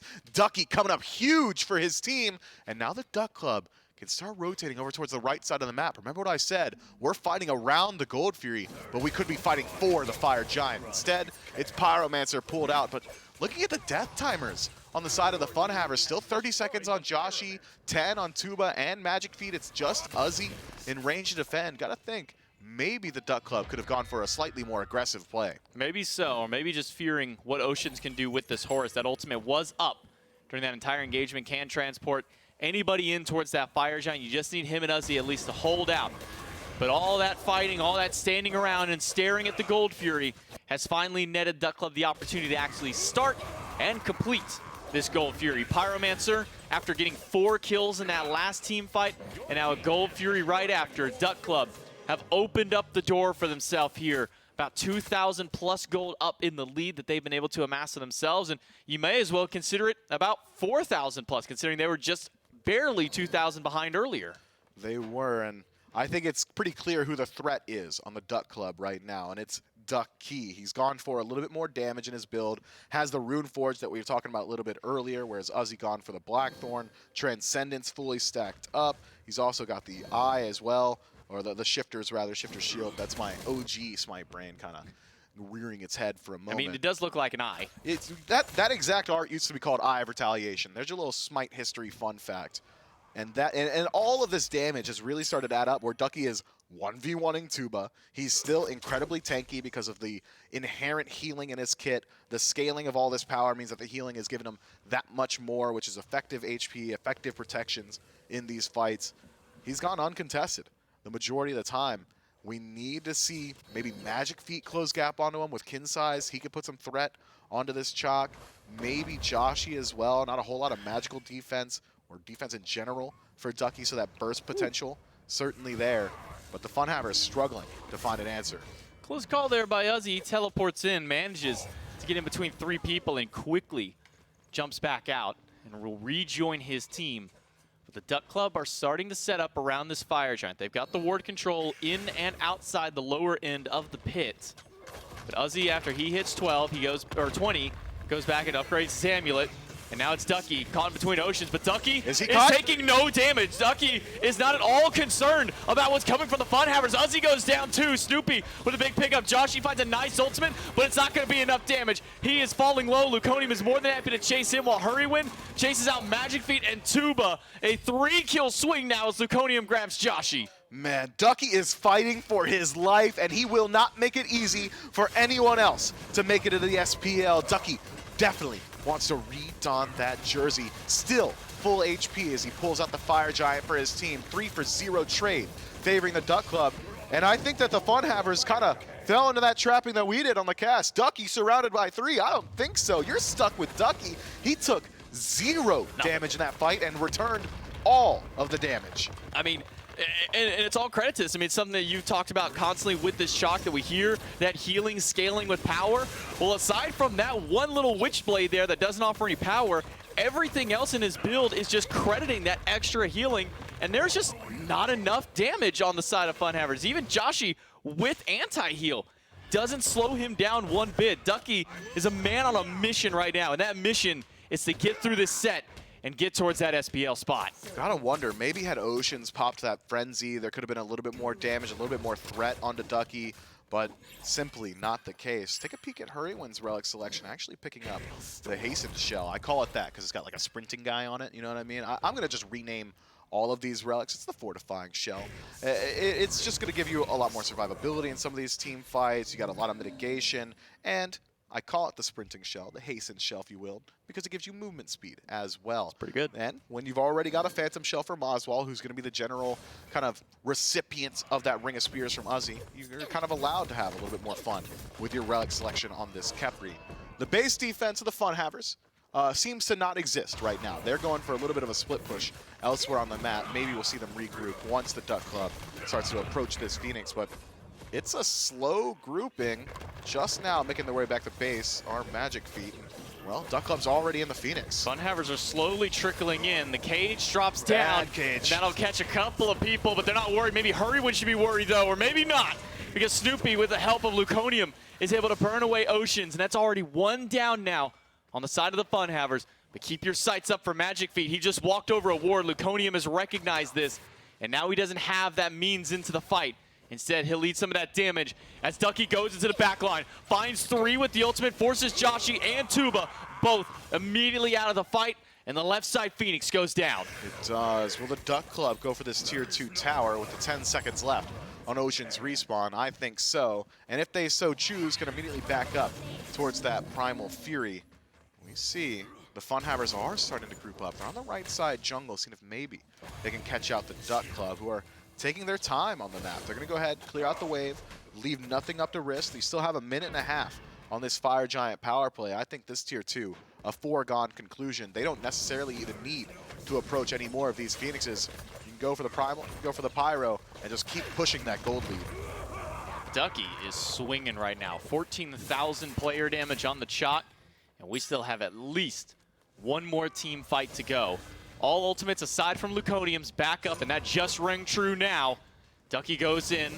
He'll back his way out. Tuba, still a big timer on his. Oceans Great ult. gets the ultimate to get away Never from mind. Luconium's, but he only uses it as a defensive measure just to keep himself from being pulled in by the cat. Hey, Uzi lands a 4-man cage, but luckily you got the Phantom Shell on the other side. Nice pull in from Hurrywin. Takes a lot of damage in return. Joshi able to sink a lot in there. Duck Club still have 30 seconds left on this Fire Giant, and Well, Ducky's walking his way Oh, forward. Ducky eats about half his health instantly. He's got that revive right back on him, but the Scarab's Blessing is now worn off. The Phoenix goes down, but Ducky has not. He is still living through the backline. Magic Feet pops to destruction. Joshi off the mark with that I'm a Monster. And with that Phoenix kill and with everybody still alive on the Duck Club, they can walk themselves out happily after they've claimed 2 of the birds. And still 10 seconds left to spare on that Fire Giant. They're healing up a significant amount. Might see the Duck Club just go ahead, clear out that Primal Fury, which will make it a little bit easier to pick up the subsequent Fire Giant. That desyncs Phoenix respawn as well means that the FUNHAVERS will be constantly contesting these enhanced minion waves, at least in mid. Maybe if they can elongate the fighter on the Fire Giant, that left side Phoenix will spawn up in time. The FUNHAVERS just going to do their best to push out these waves right before they have to show up to that neutral objective. The Duck Club in a very good position from here. They still have 3 of their towers standing, all of their Phoenixes up. They've got a massive gold advantage at a portion of the game where it still matters a lot. Ocean's just now finishing up his 4th item. Some of his other teammates kind of approaching that 5th or 6th item finish up. Relic's still not completed for the FUNHAVERS, whereas the majority of Duck Club, if not all of them, have got their relics upgraded. This is going to be a steep hill to climb for the Chaos team. 10,000 gold down. FUNHAVERS, with that massive gold disparity, Duck Club, they can easily set themselves up for this next Fire Giant up in just a couple of seconds here. And all of Duck Club is already grouped on this right-hand side. Nobody from the FUNHAVERS is going to be able to make a real attempt here, at least I say that, but there is a small grouping up top. But I'm not sure that FUNHAVERS want to make that risky play here. If they lose even 1 player for this Fire Giant, that could be game over. Pyromancer goes down, and I expect Fire Giant will fall almost just as quickly. Yeah, no rotation from the FUNHAVERS this time. They realize that they cannot take a fight in neutral territory. They cannot fight in these small jungle corridors with Ducky having this large AoE ultimate, with Moswall putting out as much damage as he has been. The Duck Club do not need to head back to base this time around. Instead, going to maintain their push. Left side Phoenix going to be spawning very shortly here, and Magic Feet showing presence on that side of the map. If he groups up on that wave, the Duck Club will be aware of it. Now they know. Magic Feet on the left, they've got an opportunity to start pushing down the right. But how far up will Magic Feet continue to go? The answer is at least to the next wave, but that's got to set up for this Phoenix. Uzzy finds 4 with the cage, but they are fine fighting Uzzy inside of his own cage. You're not trapped in here with you. We are going to take you down instead. Phoenix goes away fast, and now it's only 4, maybe even less, as Oceans gets pulled back. 1 bomb goes through. I'm a Monster, jumped over by Luconium. Scarab's Blessing expended by Hurrywin to save his own life, but I'd call that a value trade. Take a peek at the relics from the Duck Club. Moswall has Phantom Shell, but there was 0 threat inside that cage, so he gets to hold on to his survivability. If this fight goes long, if Uzzy respawns, well, he still has to contend with that Phantom. Will have the Phoenix respawn left side, but that should be made quickly down here by Luconium and Ducky. Joshua will try and throw out some damage, but it's to no avail. Minions already pushing into the throne room. It's 5 versus 4. 15 seconds on Uzzy. Elimination on the line. Joshi losing out on most of his health bar, but Hurrywin equally losing out on a massive chunk of his own. Magic Feet used the ultimate, but just to jump back in. But all that while, it was the Titan going down. And Duck Club, they want that shot at the SPL. They want to make it back in. And they're going to do so at least to get 1 more chance to now fight against the Winter Dogs. In a best of 5 scenario, SPL spot on the line. That is a very impressive performance from both of these teams. Gotta give props to the FUNHAVERS for making it as far as they have. Very good performance from them. But that veteranship, that pedigree, the name recognition of the Duck Club, and the guy on your screen right now, Ducky, coming up in a big way for his squad, really has kind of paved the road to make sure that they can line up for the right to don that jersey. I mean, we got a nice little look at just how far ahead the Duck Club was when Ducky face tanks 3 different carries all at one time and essentially takes 0 damage throughout that fight. And then from there, the Duck Club are able to continue their stampede up through all of these lanes. They strip every single Phoenix on the map, and they are now 1 set closer, Mifflin, to being able to don that Valhalla Valkyries jersey. Ducky can reclaim his title, and he can bring a few friends along with him. Man, it's not going to be an easy task, though. The Winter No. Dogs are the second seed for a reason. The Winter Dogs have been grinding day in and day out for months now in the SEC for just this opportunity to step up to the next level. The Duck Club won't make it easy. The Winter Dogs won't make it easy. This next set, going to be phenomenal to watch. It's going to be a big set coming up, but before we get to that set, we still got to close out this one, so we'll take it to the desk right after this.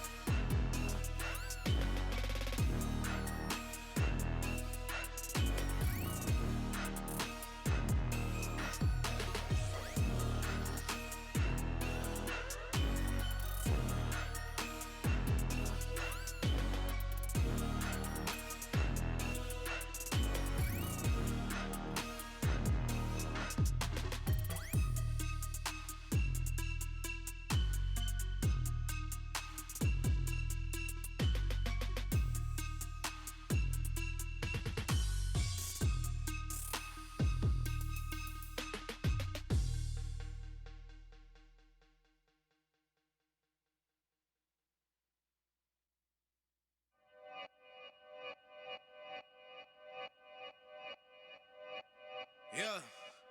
Talking to my mirror like I love you so much. Curving on my critics like I heard you, so what? You can't kill my confidence, I think I'm the man. Tally all the I ever gave on my head. Lately I've been living like I can't take a loss. They ain't wanna help me, that's what made me a boss.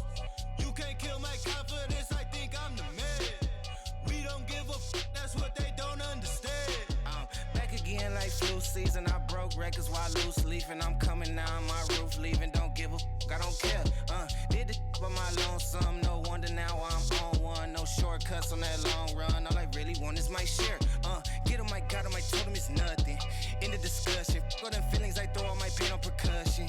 It's disgusting. I hear them bragging about that they did, and it do not move me, not in the least. They ain't been dropping no seeds in the soil, but swear that you on my spot at the feast. I've been on go mode, showboat, rowboat, wave ride. Cool shorty, too naughty, pool party, wet for the face ride. Annie up, penny down, hand me down, thrift store, old drip. New money, too funny, old shorty, talk about old. I'm on they now, can't get a pass now. I'm a cash cow, keeping it brash now. It's trash now, I'ma spaz out. I've been killing my lows and living on highs. You see in the sky's the proof. You could just see in my eyes that there is no lies. I cannot disguise the truth. I've been ducked off, getting with my new merch, color duck sauce on the new couch with my chucks on. Get the on with that hate. I'm big cool on the small chat, cause I know now that I'm all that. Got a hawk guy on the ball cat, get the out of my face. Talking to my mirror like I love you so much. Curving on my critics like I heard you, so what? You can't kill my confidence, I think I'm the man. Tally all the I ever gave on my head. Lately I've been living like I can't take a loss. They ain't wanna help me, that's what made me a boss. You can't kill my confidence, I think I'm the man. We don't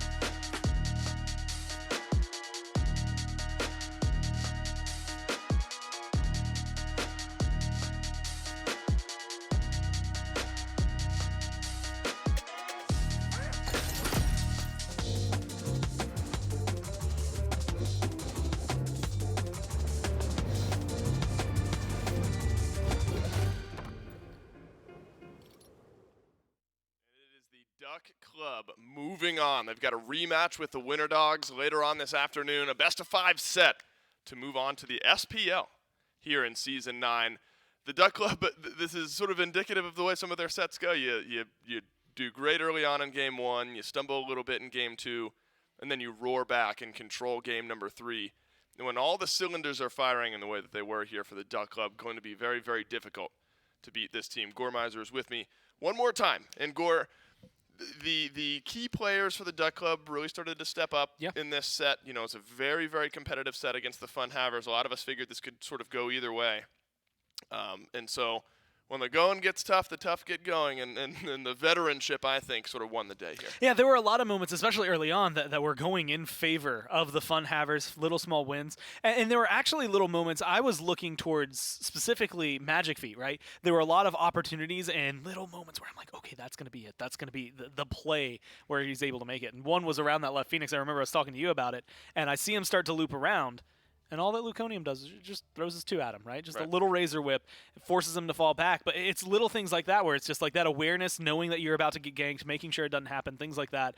Keep them in a position where they were never really fighting for a large victory at the end. They had the control, and they continued to just kind of flood it. And unfortunately, that came at the cost of everyone else. I do still think I should shout out Josh because he was 5-4 despite a loss again.